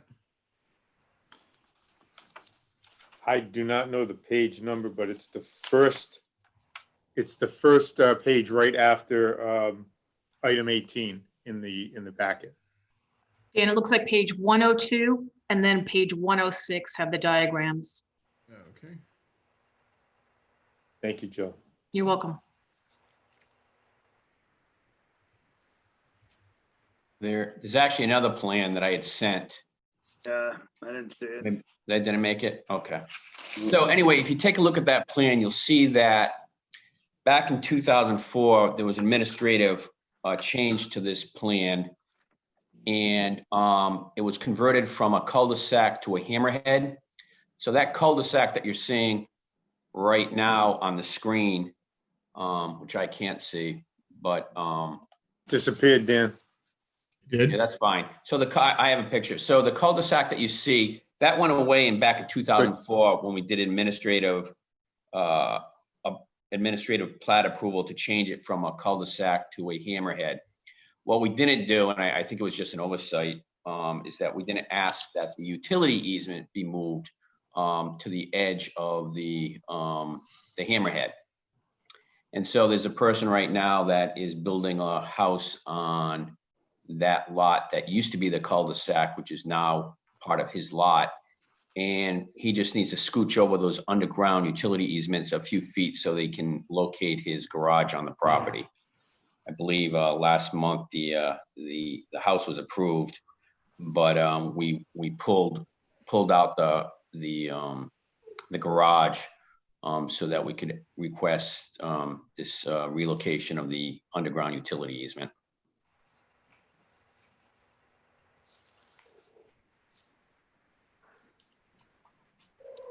Okay. So if I could just add a couple comments, the area that you see in the upper left corner that says private right of way, APK lot 460-19, that is now where the road is located. And the semicircular area that you see there that's cross-hatched in some part and only single hatched in the other was the original cul-de-sac layout. So now the road has been moved up or northwest, so to speak. And this area that's in the semicircle is actually on a person's lot. But as Mr. McGreen has noted, the that semicircle that only has a single hash is intruding on an area that he would like to place his garage. So if the town is willing to relinquish the part that is single hashed, the part that's double hashed will stay in place. The utilities, water and sewer that are located in there will still be available for the DPW to access if necessary. And the single hash area is returned back to the owner and he can build his garage and driveway with no trouble. So the planning board reviewed this last month on June 16th. We went through the review. The area of the entire semicircle is 4,963 square feet. What would be left is 3,177 square feet. The part that is single hashed that would be given up is 1,786 square feet. The planning board noted that the engineering department had no objections to it, and that there was the text for the easement as amended was submitted for review and was seen to be acceptable. Planning board voted to recommend approval. Thank you, Mr. DeLuca. Attorney Green, do you have anything further? No, I don't. Okay, thank you. Okay, so we'll start with the council then. Mr. Lima? Yeah, I have no comment on this. Evidently, there's already an existing house and he just wants to put a garage in. Is that what I'm hearing? Actually, that house is under construction. I think they've started or are about to start. And That's right. And just familiar, Mike, I see the lot 469. Is this down in the south end of town? It's in the Fort Greene neighborhood, which is the Right. neighborhood just south of the Scarborough Sewage Treatment Plant. Right, okay. All right, yeah, I have no problem with this. All right, thank you. Mr. Pugh? No comments on this. Okay, thank you. Mr. Murray? Yeah, Mike, everybody was notified. Everybody in that little plat there is happy with this. I believe so. I would leave that to Mr. McGreen to answer. Yeah, Go ahead. Yeah, like I said, that piece of property isn't owned, it's private real estate, and those utilities only service this lot, I believe. It services this particular lot. They don't really have interest in it other than the town would if they had to come in and fix something. Right. My question was all the neighbors notified? I did not send out individual letters for this. It was down before the planning board. So to the extent that there was notice put out, it was published. There was no necessity for individual notification, and the planning board held no public hearing. All they did was review the application as you've seen it here tonight and made the recommendation to the council. This is not a public hearing, as you know. It is just a decision to amend an easement that is part of an administrative subdivision. And it doesn't affect anybody's rights within that neighborhood. Right. They still have access to the sewer and the water. It's just they're just moving back the pipe so that the garage can fit on that lot. I understand. I totally understand that, but I worked on it to kind of cobble this together because of I didn't have the overview, a larger scale, a smaller scale, larger area view of this. So all I had was, what we see on the screen here. So I'm just wondering, was there any concern from that lot 460C? No, like I said, this 460C does not use those utilities. Their utilities end at their property line, just like these utilities would have ended at this lot's property line had the cul-de-sac been there. But since they moved this cul-de-sac back in 2004, right, the stub is, quite frankly, if they would do this again, the stub would have been at the end of the hammerhead. But we don't need to move it back that far. And the customer's taking on the expense of, will take on the expense of moving these utilities back off the, out of that semicircle where we're relocating, but it's not impacting anybody's use of the underground utilities other than this lot owner. Right. And that parcel D, that's not going to turn it into 2 lots or anything, right? Parcel D. No, it's not big enough. Okay. All right. Now I'm good. I just need a little more clarification. Sure. I'm good. Thank you, Mr. Murray. I have nothing further. So we'll go ahead. We'll take the vote on this after the public comment. I'm sorry. Anyone from the public, Dan, would like to speak on this matter? No one's raised their hand. Oh. Sorry, Dr. Alba. Dr. Alba, your name and address, please. Dr. Al Alba, 24 Eagles Nest Terrace, Narragansett. Yeah, I just want to give Patrick Murray a pat on the back for making sure all the I's are dotted and T's are crossed, and just to ensure that, if there were any issues, that might have possibly taken away, possibly views or in any way, shape or form might have lowered the abutting property values. So I think that's prudent course of action. So thank you so much, Patrick. Thank you, Dr. Alba. Okay, having said that, we'll take the vote. We'll start with Mr. Lima, Richard Lima, aye. Mr. Pugh, Jesse Pugh, aye. Mr. Murray, Aye. Jill Lawler, aye. Motion passes 4-0. The next, Thank you. Thank you, Jack. you're welcome, Jack. The next motion comes from our town clerk, that the town council approves a mobile food establishment license application for Peter Embray doing business as Pasta Pete Food Trucks, subject to local and state regulations. Is there a motion? I'll make that motion. Is there a second? Second. Thank you, Jesse. So this is not going to be a food truck at the beach. This is going to be a food truck that is able to drive the streets where they are able to actually drive and sell pasta in Narragansett. Would any council member like to speak on this matter? Nope, I have no questions. Jesse? Nope. Patrick? All set. Would Pasta Pete like to speak about this, or anyone else out there? Nobody from the public. Okay, all right, we'll take a vote on it. Mr. Lima? Richard Lima, aye. Mr. Pugh? Jesse Pugh, aye. Mr. Murray? Aye. Jill Lawler, aye. Motion passes 4-0. The next motion comes from both Patty Ackright and from Jesse Pugh. And the motion reads that the town council approve the children's room alterations for the reopening of the Maury Lugents Memorial Library to be completed by Abcor Registrations Company, Inc. in the amount of $43,730. Is there a motion? I'll make the motion. Is there a second? Second. Second by Patrick. Thank you. So Jesse, you and Patty, please have at it. Sure, thank you. This was a item that was initially on the agenda 2 weeks ago. We did pull it because of an error in some of the wording, so it's back up on there now. So I think they're scheduled on these alterations to the building. They're 2 weeks behind. But what it is a request for funding, which will come from their the library's capital project funds, which I believe they have 50,000 in there. So it doesn't come from the operating budget. It comes from a prior capital projects fund.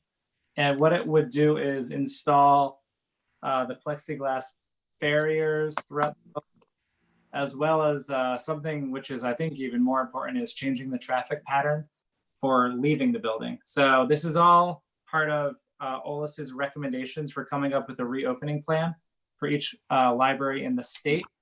And I believe their plan is to actually route visitors through what was the children's room and install a new door in the back of the children's room. And then they're moving the children's room to another area. And this is so visitors aren't passing by each other going through the front entrance. So that's what it is. I don't know if Patty is around to speak on it, but if Lori Kelly is, she might be able to give some more information as well. Okay, thank you, Jesse. Oh, I'm sorry, Jill, can I just mention one more thing? Of course. Thanks. And this is actually a question for Chris Spagnoli. Chris, you had emailed me after the last meeting, just kind of thanking me for taking off so we could put it back on later. You did mention, and sorry for not getting back to you, but I appreciate the email. You did mention a possible reimbursement for some of this. Is there anything to that? Yeah, oh yes, there is. With that company, we formed a partnership there, GZA, for reimbursement, mostly through FEMA, but there's also other grant opportunities. This is eligible for some federal stimulus reimbursement. So we keep all the receipts and then do the proper purchasing procedures, we probably could submit this for reimbursement. I can't say it's going to be approved or not, but we can definitely submit it for reimbursement. All right, thank you. Dan, have you been able to find Patty Ackright out there? I haven't seen Patty, no. Okay. Jesse, you requested Lori Kelly? She is on, I believe. It's her. Okay.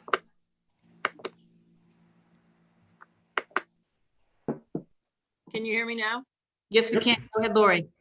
So, yes, Patty took some well-deserved time off. So basically, the motion speaks for itself. We're trying to remain flexible because we are in a very small space. And we do, up until now, had functioned with one door, which would mean everyone would be passing by as they came in and exited. So we feel, again, it's well worth putting in another door. We are changing the pattern of the, the entrance and exit and the flow of the patrons in the library. We have to, of course, limit the amount of materials we have out right now. But as the phases go on, this will continue to be reopening and there will be new rules. So it's just a matter of being more flexible than we can be in our current building. Most of the advice is, and again, I did want to correct Jesse, it is not plexiglass sneeze guards, they are the tempered glass, which has been recommended by, the fire marshals as well. So it is one step on the way, just to make everyone safer. And again, this is the patrons as well as the staff who, need to maintain social distancing. So if there's any other questions. Okay, thank you, Lori. I think we'll have the council speak and they may have some questions for you. So we'll start with Mr. Lima. So my only question is, we are in times for COVID and spending $43,000 on the door and everything else. I really would like to see an RFP on this building. I'd like to look at this whole building and look at the fact that if we're gonna spend $43,000, then what's it gonna take really to bring this building up to where it really should be? And I believe that we should give the public an idea of if this building could be utilized again as a full-time library with a second floor and everything that is needed. Children's room, I'm not going to deny that it needs some work. I'm not going to deny that that building doesn't need to be expanded. I have, again, as people know, I've spoken with Olis, I've spoken with Patience Jackson. And I've asked several questions about the building itself. And there are some difficulties with this building, but there are also things that can be done. And I think the public deserves to hear what the dollar amounts would be if we were to continue with this building and say, put a second floor on it. What is it going to cost? What are we going to gain? The children's room in that area. I mean, the recommendation, I believe, from Patience Jackson is they're looking for a 5,000 square foot area. Children's bathroom, both for male and female children. So again, I think we need to do an RFP on this building and present the whole package to the taxpayers of this town to let them know that is this building, first off, able to become a library building that would give us, with a second floor, 16, 17, 18,000 square feet. Would it be functional? And would it be able to do the job that we're looking for in this town with a library? So before I start spending $43,000 on one project and then another $25,000 to fix something else, I think an RFP is, we should move forward and get that and let the public see it and then be able to make a decision from there. So that's my input of it. Okay, thank you. Jesse, would you like to speak more now or would you like wait till after? I guess, yeah, I could speak now. I mean, I think there was an RFP that was out there for this building, but that got pulled. So at this point, these improvements are specific to COVID and they're very timely. So the process of putting out an RFP, by the time any of that goes through and we have meetings to discuss it and we get proposals, I mean, we're talking about months and months down the road. This is something that needs to be done now. If we had started the process of moving to the Belmont building, we'd be a year in. And at that point, we could say, you know, maybe we hold off of this, maybe we're 6 months out from moving to that building. But the reality is that we're years away from any sort of new library, whether it's Belmont, whether it's here, whether it's a different spot. So this is a solution to a current problem. It's unfortunate that that's the case, but it really needs to be taken care of now if we're going to reopen fully.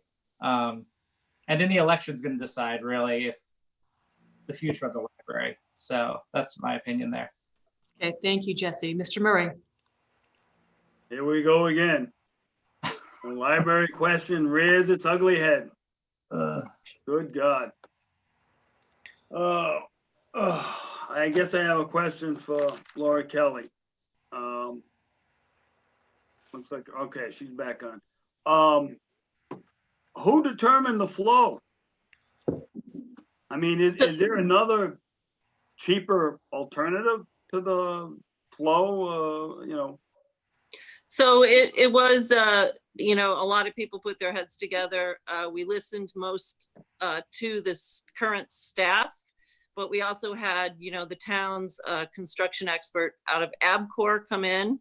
He's been doing this for other libraries as well, and walk around the building and give us, you know, which would be the easiest, which would be the hardest. Some of the places which might have made sense to us to put a door, then it required a long walk back around to the parking lot, which we think would be met with a lot of opposition from our patrons.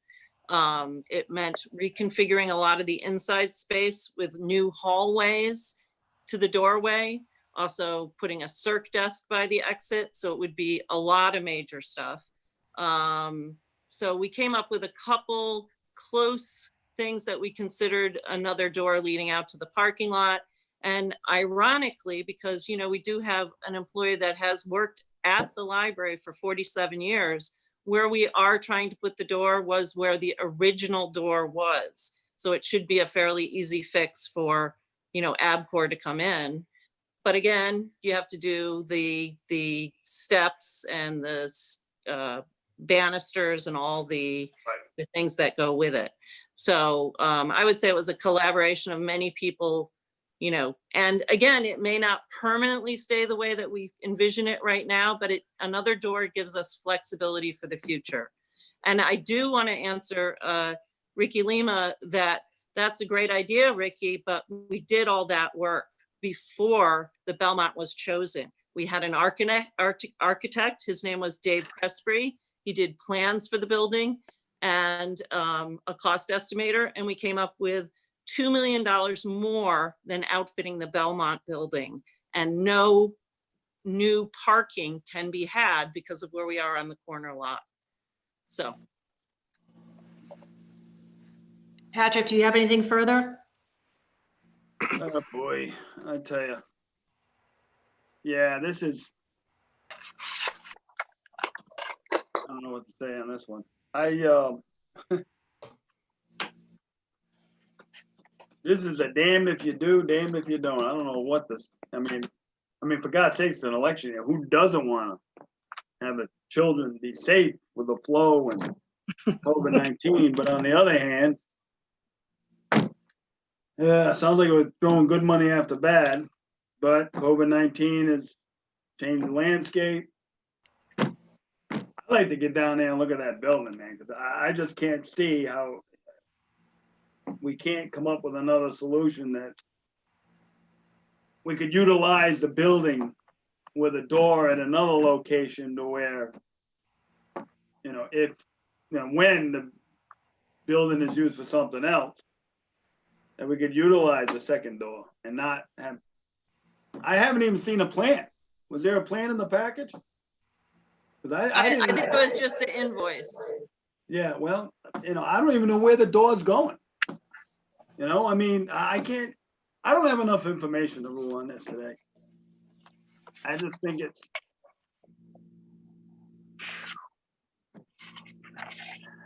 I don't think I can support this.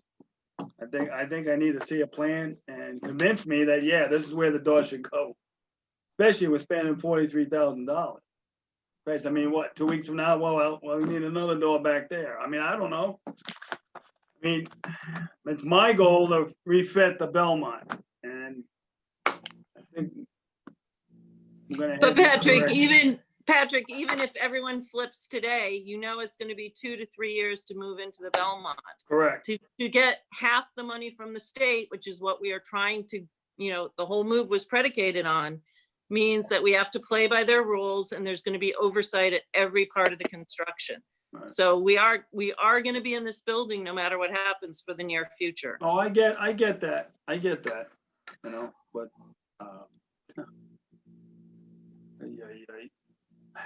I just like to get down there and look at it, or at least have a plan. I wish somebody gave me a plan to look at. So I can't support. I don't have enough information. So. Okay, thank you, Patrick. I have to agree, it's $43,000 and we're in a different day. The RFP that was put forward earlier this year, it wasn't inclusive of why we're here to begin with. We're here for the reason that our library is simply not big enough for the current town we have. We need to have a larger child's area. We need to have a family bathroom. We need to have more ADA accessibility. We need to have all these things. So I'm in agreement with Rick that I'd like to have an RFP be done for it. And the reason I did not put forward the RFP that was done this year is because it did not entail everything I just outlined. It was simply just no one got onto that second floor to be able to analyze what we could do. It was not complete enough. It did not meet the needs of what the library is trying to do. And I'm not trying to say I know exactly what the library is trying to do, or I am an expert. I'm certainly not. But I would like to get an architect in there now with COVID-19. It certainly has changed what we have as money for the town. It certainly has changed what the state is going to give us. I think it's going to change how we're going to be using buildings. I've never changed on this from 2016. I think there's a lot of duplicated efforts between the library and the community center. And I think that we can move some services that are great services currently held at the library down to the community center. And we could take the existing site. We've had ABCAR look at it. We can move the comfort station, create more parking. The space that we have for the grass area where the sign is, there can be an addition put on. It could be 3 stories. It could be able to actually give a view at the top of the beach and have some type of a visual of the water. And that would be really cool for a meeting room. But I think that, $43,000 right now at a situation where I would like to see our current library made better at the location where we're at, because the town doesn't have the money right now. If we ask our finance director, our bond rating has gone down. We don't have the money in reserve. We might not be able to even do roads. So we need to be really, really frugal. We need to take a look at every single penny we spend and make sure that we're doing it in the best means for the taxpayer. And we can make sure that all of our services, not just the library, but all of our special interest groups all over the town, their needs are met. So that's my input. So with that, Dan, let's go to the public. First one is, I believe, Stanley and Adele, D820. Yeah, that's Stanley, his Radio Free Europe connection. Tandy 1000. Stanley, name and address, please.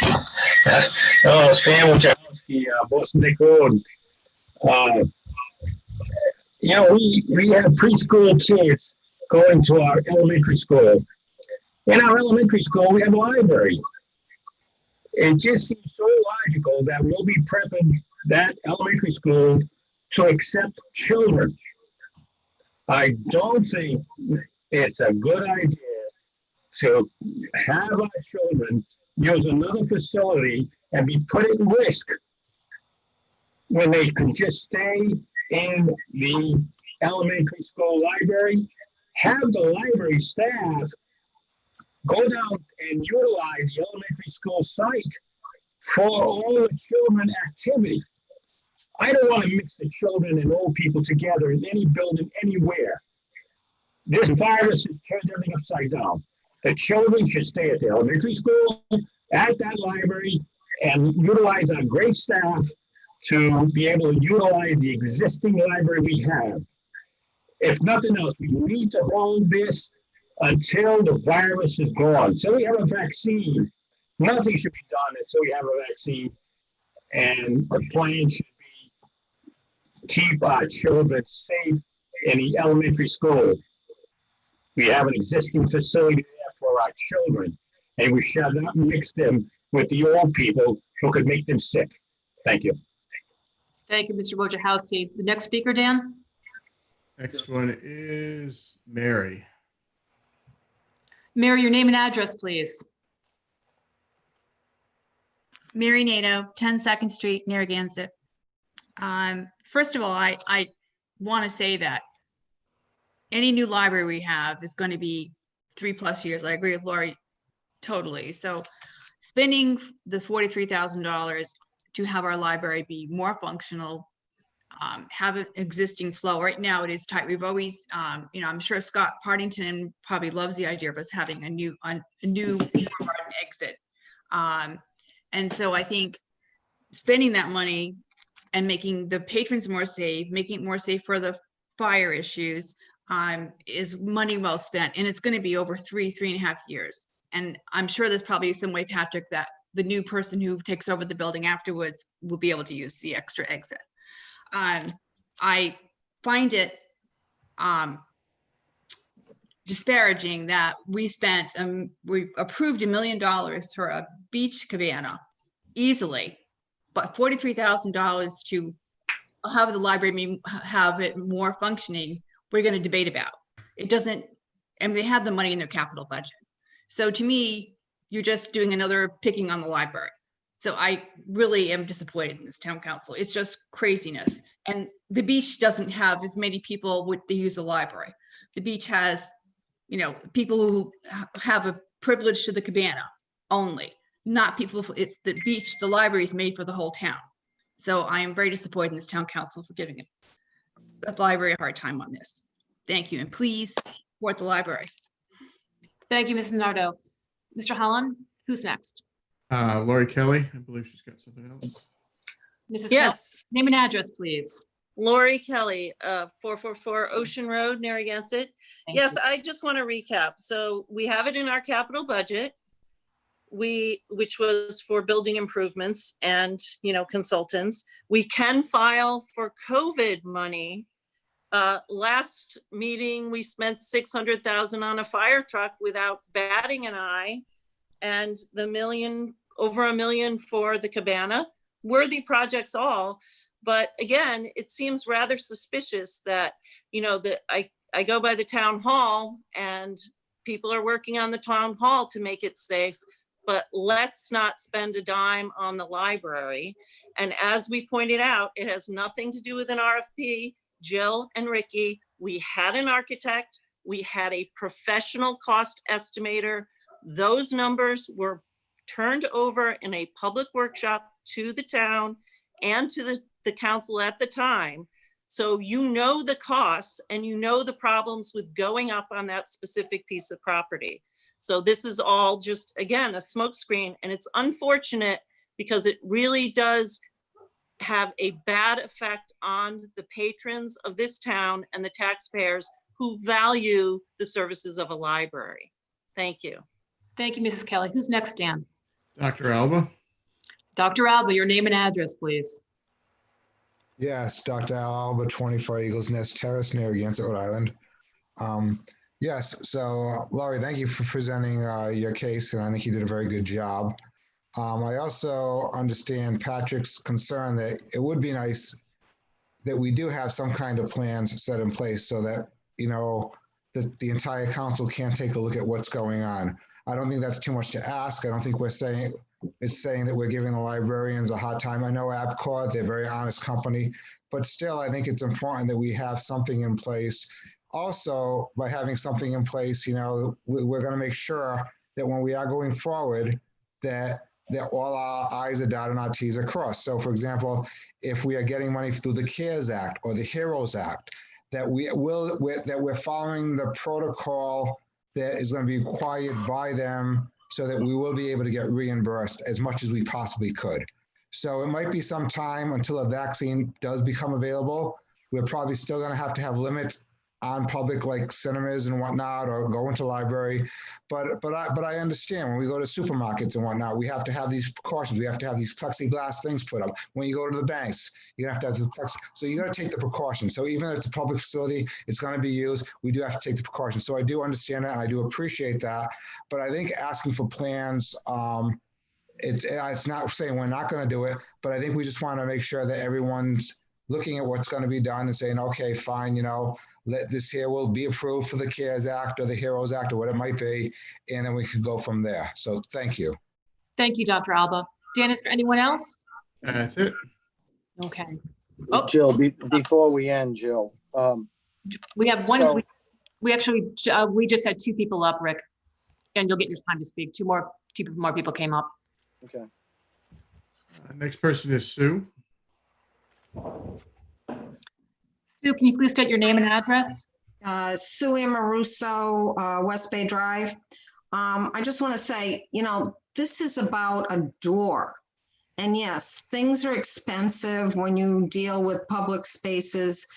I mean, so many people say, oh, I could put a door in for X amount. I don't know why this is costing so much. Well, it's a public building. It's not like the library board of trustees just said, oh, let's just put a door here.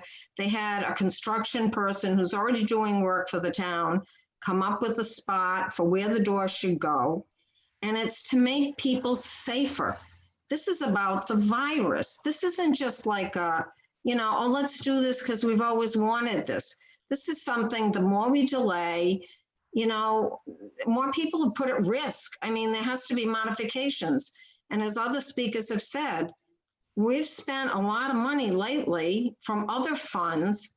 And it's like, oh yeah, great. But they don't have the volume of usage that our library does. I mean, just the fact that they've had to move the kids' room to accommodate this. And half of this is because our library is inadequate.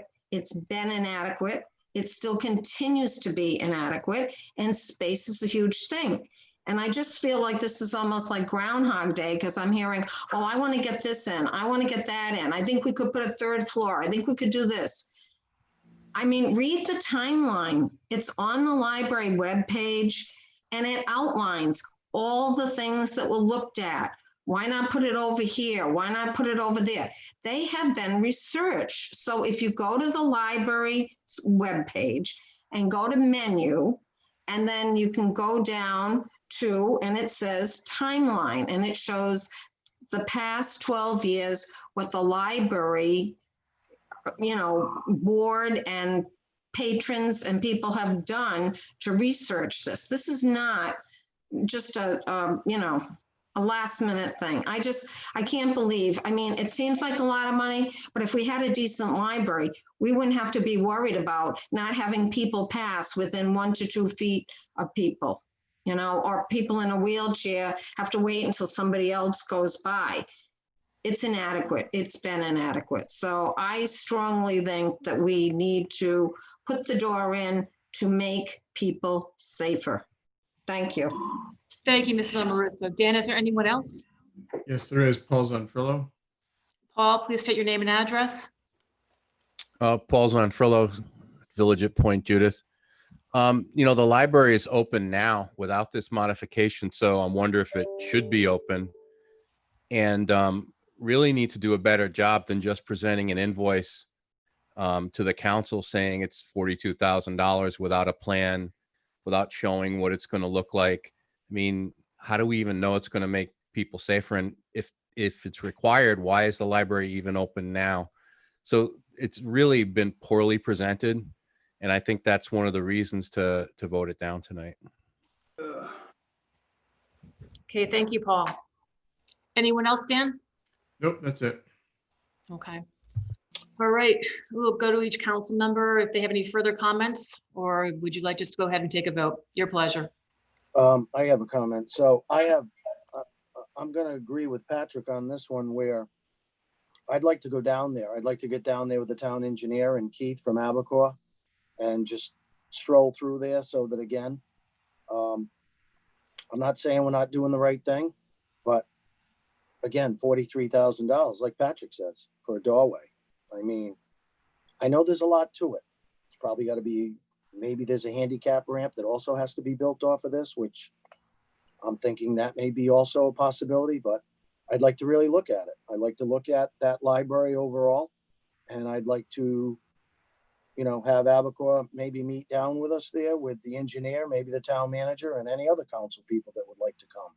And, you know, we have to reevaluate what we're going to put into that building, because again, I agree with everybody. You need more space, but we also have other alternatives that need to be brought to attention as well. And yes, it will. It will take 2 years to build a structure, 2 years. I can get you a number of architects that will tell you 2 years with engineering. So it's 2 years. But if we're going to start spending taxpayer or town money, we need to make sure we're spending it in the right places.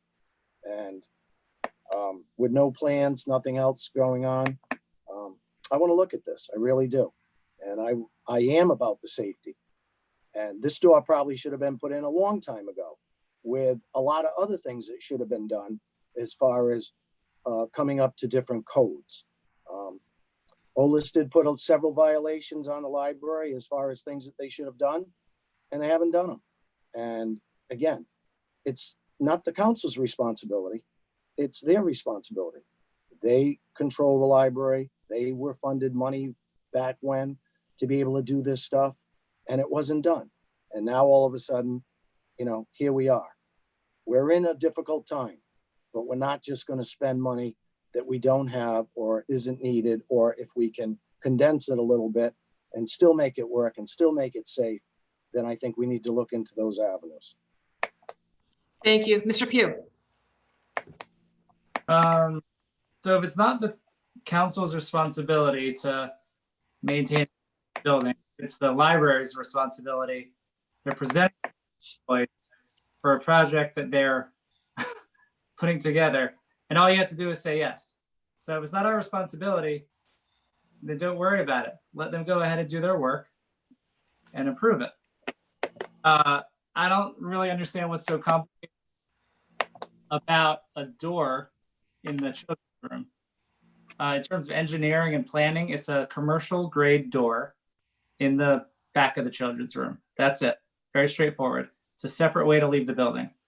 Cost, $43,000 for the door and the protective barriers.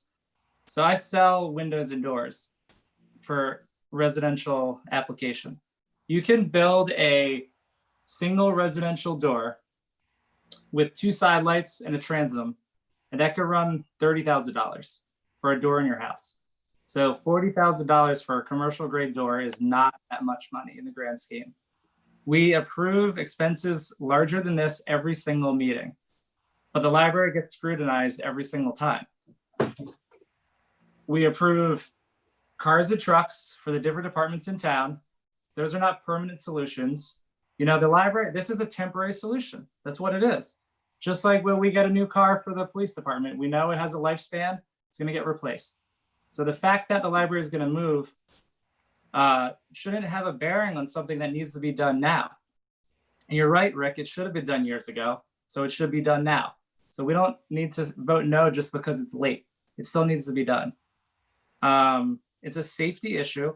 What we're doing is telling people in town, the library is open. You could go ahead in there. We're not going to do anything to make it a safer environment for you. We need to approve projects that make it safer for the people in town. It's a bummer that, you know, we're approving something that's going to be there for 2 or 3 years, but that is the situation we're in. What else do I have to say? I mean, it's like what we do at the beach. We're spending more money for certain things at the beach, which is fine, to make it safer. We just approved the automatic flushing toilets and faucets for the beach because it makes it safer. We staff differently to make it safer. We know that that's something we do temporarily, but that's our job. So that's the same situation here. That's all. Oh, sorry, one more thing. Sure. The idea that this is, you know, we're in a tight fiscal position because of COVID, I agree with that, we are. However, like we stated, this is already funded in the library's capital projects budget.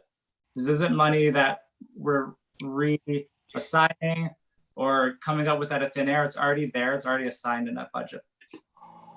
Thank you. Thank you, Mr. Pugh. Mr. Murray? Boy, Jesse. In the children's room, where is that door located? It's on the Kingstown Road side, right?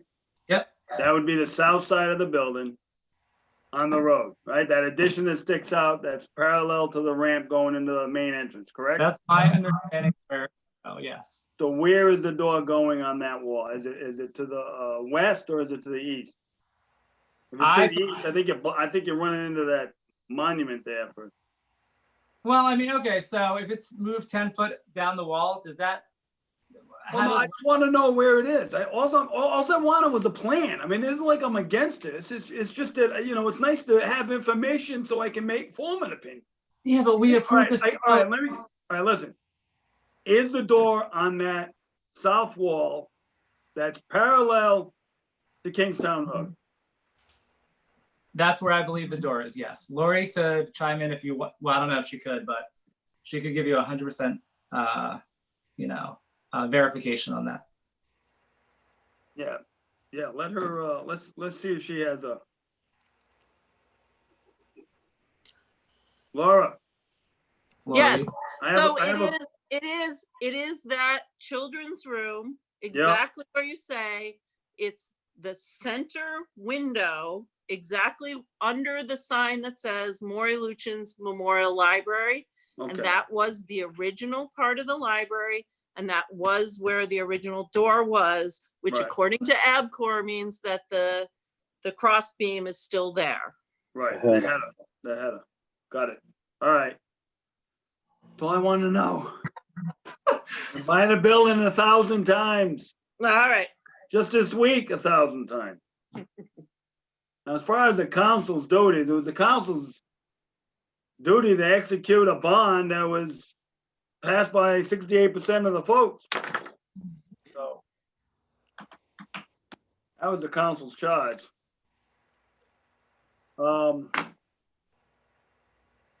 Yeah, I got, that's all I want to know. I got no problem with that. So I guess my next question is for Chris Spagnoli, the finance director. Yes. Yes. What are the percentages of getting reimbursed for this endeavor? 50-50? I don't have a percentage. 50-50? I don't have 90-10? Nobody has a percentage. No. 3? No. I can't answer that. No.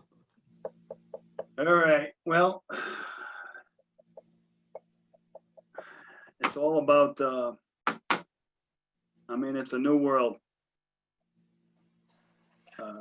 I think I'll be all right at this. I just wanted to know exactly where the door was, and I'm confident. I understand where it's going. So it's on the south wall, parallel to Kingstown Road. Got it. Let's take a vote. Okay, I'd like to speak before we take the vote. Thanks, Patrick.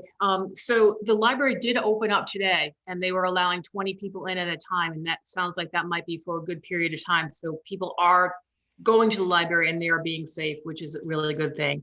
I go back to that this is $43,000. We have no idea what we're going to be reimbursed. I mean, last time we had our meeting right before our budget was released, the governor took what, $300,000 back from our town budget before we even had it. So we're in a point that we have no idea how much money we'll actually get.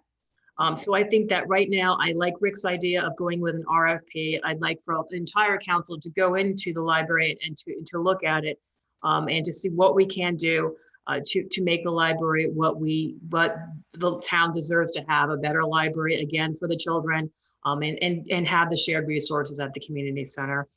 So with that being said, we'll go ahead and we'll take a vote. We'll start with Mr. Lima. Richard Lima, no. Mr. Pugh. Jesse Pugh, aye. Mr. Murray.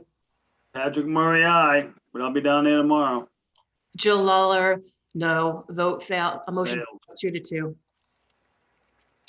Moving on to the next item, it's this item from me for the Artisan Market at Gazebo Park. That the town council approved the use of Gazebo Park on July 12th, 2020 for an artisan's fair sponsored by the Narragansett Chamber of Commerce in partnership with Mike Bryce Studio, the Providence Artisan Market. The council had approved that there would be a virtual art show at the Kinney Bungalow. However, that didn't work out for a number of reasons. It's just things are all up in the air right now with COVID, and it was also Father's Day weekend. So they've come back to us to ask us for something different. And I think, Jesse, you'll be pleased to your questions and concern, which are very valid as far as making sure people are distance apart. The summary does read 20 to 25 artists can display with tables that are 10 feet apart at minimum. All wear a mask and sign in to remind visitors to wear masks as well. The COVID plan will be implemented based on the regulations in effect at the time of the show. So is there someone willing to make a motion? I'll make that motion. Is there a second? I'll second it if he has an extra library door.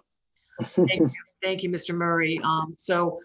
Having said that, it's from the chamber. I do believe Peg Fredette was going to try to dial in. Dan, is she out there? She's there. Oh, I can see her. The microphone's off though. She's on the top right now. There you go. I'm here. Peg's here. Hello, Peg. Can you please give us your name and your address? Yeah, Peg Fredette, 110 Gibson Avenue, Narragansett, Rhode Island. Thank you. Could you please fill us in about your newest endeavor here? Yeah, so as you indicated, Jill, we with the movement into the next phase from the governor, we decided to move this outside for a number of reasons. As many people know from previous art shows, tents have been all over the field, sort of randomly. And because of the COVID-19, the entire field is being reconfigured, or the show is being reconfigured to be compliant. So if you can picture for lack of a better way of describing it, a runway or a corridor, we will have two lines of tents facing each other. So the backs of the tents will be facing the road to, not have people come into the art fair from the outside. So there will be one entrance and one exit, and there will be two lines of artists separated, of course, by their 10-foot tents, and then the 6 feet between those. We will have counters, physical counters, where we will watch how many people are in the corridor, if you will, or the runway, to ensure that we don't go over any, at this point it's 250. But we just want to make sure that we stay within that guideline. Everyone will be asked to wear a mask. We do have PPE left over from when the state gave us some to hand out to the businesses. So we will have masks on hand for those who, quote, forgot them. So we'll be providing masks should we need them. We have the hand sanitizers, and we plan on having periodic hand sanitizer stations so that, folks can stay sanitized, if you will, throughout the entire length of the corridor. And we also will have people monitoring any clusters. So if there is any particular cluster in front of any one artist, we will have, someone asked to break the group up should it become too large for whatever reason. So we're trying to think through all the possible scenarios that could happen and have mitigated those with a plan. Trying to think of what else might be relevant. Obviously, it goes without saying, I thank Steve Wright and his team and DPW and everybody else that's been so open to try some new things and keep us in the game, if you will, for Narragansett. So anyway, that's pretty much it. We will have the plan finalized by Wednesday, but it looks like we'll have about 25 to 30 artists. So it's not huge, but we will make sure everyone has a home and, if you will, within the corridor that meets the guidelines. So with that, there might be some questions, and if I may also say that we could use some community volunteers to help us. So if anyone's interested in helping us out, we'd love to have you. And please just call the chamber and leave your information, and I'll certainly get back to you. Thank you, Ms. Fredette. Mr. Lima, do you have any questions or comments? I don't. Thanks, Peg. You do a great job down there. Thank you. Mr. Pugh. A couple questions. Whoever has the answer to it, I'm assuming Peg, but if Jill, if you know, that's fine as well. So the Mike Bryce Studio and Providence Artisans Market, is that the same group that would have been doing this in June, or is that a different group? No, that's the same group, Jesse. Same group. Okay, Yeah, and great. one of the reasons we ran into the a problem with the virtual is the internet capability at the Kenny Bungalow. So it was really going to be difficult to live stream. But yes, same group. Okay, they're the ones that do it annually. They are part of the annual program that used to go on that was run by the Rotary Club, but the Rotary Club is not doing theirs this year. Okay. But they had participated with the Rotary Club people. Okay. Did the chamber reach out to the Rotary Club to see if they were interested in doing this? Yes, I did. Yeah. Okay, they weren't interested. I didn't hear back from anyone, but I did send emails to the person who canceled the event and another person who's very intricately involved every year with the event. Okay, they didn't get. No, they didn't. So Okay. They likely, like us, in a lot of ways, all of us gave up on a lot of activities that, just take a lot of time to plan and all that. So they probably just folded their cards on that one. Okay, that makes sense. I just wanted to make sure they weren't missing any opportunity here. Agreed. Okay, that's all I have. Well, actually, I did express my concern about these kind of events earlier in the meeting. I appreciate the precautions you brought up. So it does sound like you thought of pretty much everything. So that's definitely comforting in general. So thank you. Thank you. Thank you, Jesse. Mr. Murray. I'm good. Art show's fine with me. All right. I have nothing further as well. So we'll go ahead and ask the public. Is there any public comment on the art show?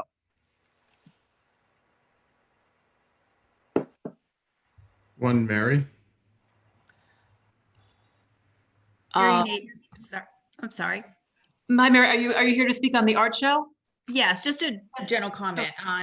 So Mary Nadeau, 10 2nd Street. I'm sure this art show is going to be fine because it's relatively small scale, but I agree with what Jesse was saying. Like last year's art show, the parking is so limited in the Pier area that having an art show of any size or any event of any size, we definitely need to have some kind of shuttle, like maybe from the high school or something, where people can park reasonably and take a shuttle into town, because last year there was a big traffic jam and almost accidents in that area, because I did go to the art show, and it was ridiculous. So just for future planning, we need to do a better job with that. Thank you. Thank you, Ms. Nardo. Dan, is there anyone else? Nope, that's it. Okay, we'll go ahead and we'll take a vote on this. We'll start with Mr. Lima. Richard Lima, aye. Mr. Pugh. Jesse Pugh, aye. Mr. Murray. Aye. Jill Lawler, aye. Motion passes 4-0. That brings us to our open forum. If we could please conduct yourself in an orderly and respectful fashion. And Dan, who would like to speak? First is Stanley. Stanley Wojciechowski, can you please give us your name and address? Stan Wojciechowski, Boston Neck Road, Narragansett. I have a problem looking at all the Save Our Library signs. They seem to indicate that we're shutting down, the council is shutting down our library. People are getting confused, as if we're going to close our library. And that is not the case. And I just want to make everyone aware that, we want to save our library, put a few additions out there, upgrade it, and keep our library where it is. It won an award. And we want to keep everything there where it was, make the necessary changes to fit. Like you say, you might have to go to the elementary school for the kids. That might be necessary, along with my other ideas. But there's a lot of confusion with these Save Our Library signs. Therefore, I want to say, in order to save our library, we need to vote down the Belmont site. Because if we vote the Belmont site down, we will in effect be saving our library. Thank you very much. Thank you, Mr. Wojciechowski. Dan, who's next? Next is Mary. Mrs. Nardo, please state your name and address. Yes, Mary Nato, 10 2nd Street, Narragansett, Rhode Island. First of all, couple of comments. That if we do repairs to the current library building, there is no reimbursement from all this. So people really need to understand that. And you know, we should be doing an RFP on, in my opinion, on the current library building, including adding parking, and also Belmont. So we should have done that 2 years ago, or almost 2 years ago, and get them both done so everyone knows exactly what things cost. But we didn't do that. So we should be voting for our current state of having that, spending the money for the doorway. The other thing is, the library is always getting reviewed all the time. So when we have recommendations for a fire truck, or for having renovations at the beach pavilion or anything else, or buying trucks, we don't present to the town a plan for every single thing and have all the bids for all the different vehicles in detail attached, I don't believe. So it would be good if we treated everyone the same in different departments in the town. So I really wish we would be kinder to the library folks. And remember also that we did vote for the new library that would be reimbursable, especially would probably be opening soon if we had gone forward. The 67.8% of the people voted for. Thank you. Thank you. Dan, who's next? Hold on, Jill. When people are going to make comments and statements that are untrue, I'm going to step in. And I'm going to step in again and tell you, 67% of the people voted for a bond. They did not vote for the Belmont building. They voted for a bond. So let's make that clear and let's get the facts straight. Thank you. Okay, thank you. Dan, who's next? Next is Lori Kelly. Mrs. Kelly, your name and address, please. Lori Kelly, 444 Ocean Road, Narragansett. Thank you. So the bigger story here is that we keep getting off base on is the library has been defunded to $400,000. That is, for the last 5 years, we have asked for the same money, the $841 that we would be getting every year except for last year and now this year. So when councilmen say, you know, we don't know where the funding is going to come from, we don't know what the state is going to give us, it's interesting that last year and this year, you're still including state money for the library. But in reality, the town allocation is now $400,000. And just so everyone is clear, the payroll for the library, that is the salaries, healthcare during a COVID emergency, Social Security, or I'm sorry, insurance payments, all sorts of things associated OPEB with the salaries comes to over $756,000. So you are saying right there to the employees of the library, which are 90% or more women, highly educated, that you want them to be without healthcare and without jobs during this year because you can cut their budget. Among the employees are employees who have had 47 years as town employees, 35 years and 31 years in service to the town. And this is a municipal library, and the plaques they are given say Town of Narragansett employee. So again, this is how you are treating one department and not the other departments. There is a lasting bad effect to defunding the library. There's a lot of talk on social media on let's have a deal, let's make a compromise. The state has been very clear to us.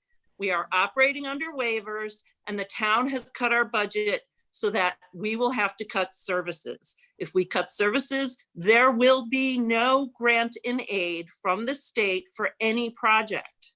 So this is the gift that keeps on giving. You cut our budget last year, you're cutting it this year, despite what Rick Lima has said, oh, I will fund the library. If they need money, we will give money. We need money now to pay salaries, to pay all the costs of a library that functions so well for the patrons and taxpayers of this town. And I really, I want to bring the attention back to that. You have defunded a library, and again, tonight, refusing to do a door to make the library more COVID safe. It's all one and the same. I don't know what happened at a library when you were children that has traumatized you so much, but it has to be something. Please reinstate our budget. Thank you. Thank you, Mrs. Kelly. Dan, who's next? Next is Dr. Alba. Dr. Alba, your name and address, please. Yes, Dr. Al Alba, 24 Eagles Nest Terrace, Narragansett, Rhode Island. Hopefully, God willing, that we'll be able to all vote, that it'll be approved, that we can have a vote on this library once and for all, this upcoming election. I personally witnessed myself. I went to the testimonies. I saw over 2, 3, 4 hours worth of people, from elementary school children to very elderly individuals. So out of all due respect, Mr. Rick Lima, all these people who voted knew where it was going. They gave testimony for where they wanted to go. So I know they say there's a silent majority, an angry mob, all these different kinds of statements, but those people were real people.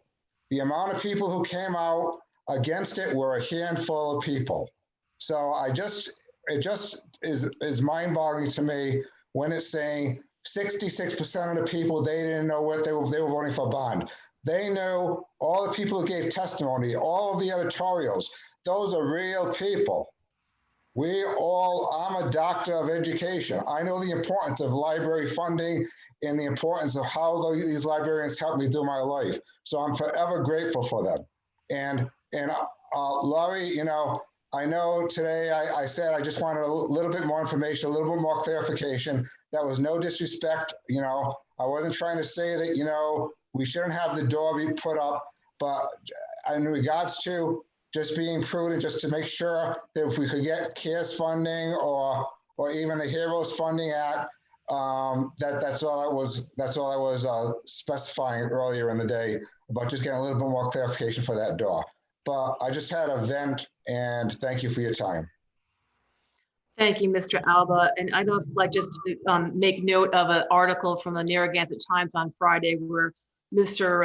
Cozzolino actually did make mention there was no address given for the location. Mr. Holland, who's next, please? Next is Sue. Ms. Amoroso, can you please state your name and address? Hi, Sue Amoruso, West Bay Drive. I just want to say I'm so disappointed tonight that, this library budget has not been restored. The bond vote was not honored. A simple door, even though it's costly, to increase safety for residents in our town has failed. And then I'm hearing this, oh, let's have another RFP, another one. And that's the emphasis, another one. So how much is that going to cost? That is not free. So we're going to spend more money on a study, but that doesn't give us the result of safety that a door would. So I don't think any additional money on studies and RFPs should be done until after the election. And I, like some other people tonight, have taken offense that, people who voted for the bond issue did not know what they were voting for. We've heard this over and over again.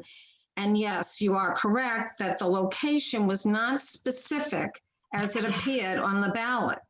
But in the advertisements, that appeared in the newspaper, the notices, the public notice of the bond vote did specify the location. So this is all on a technicality that claim rests. And, the suggestion, let's use the community center more.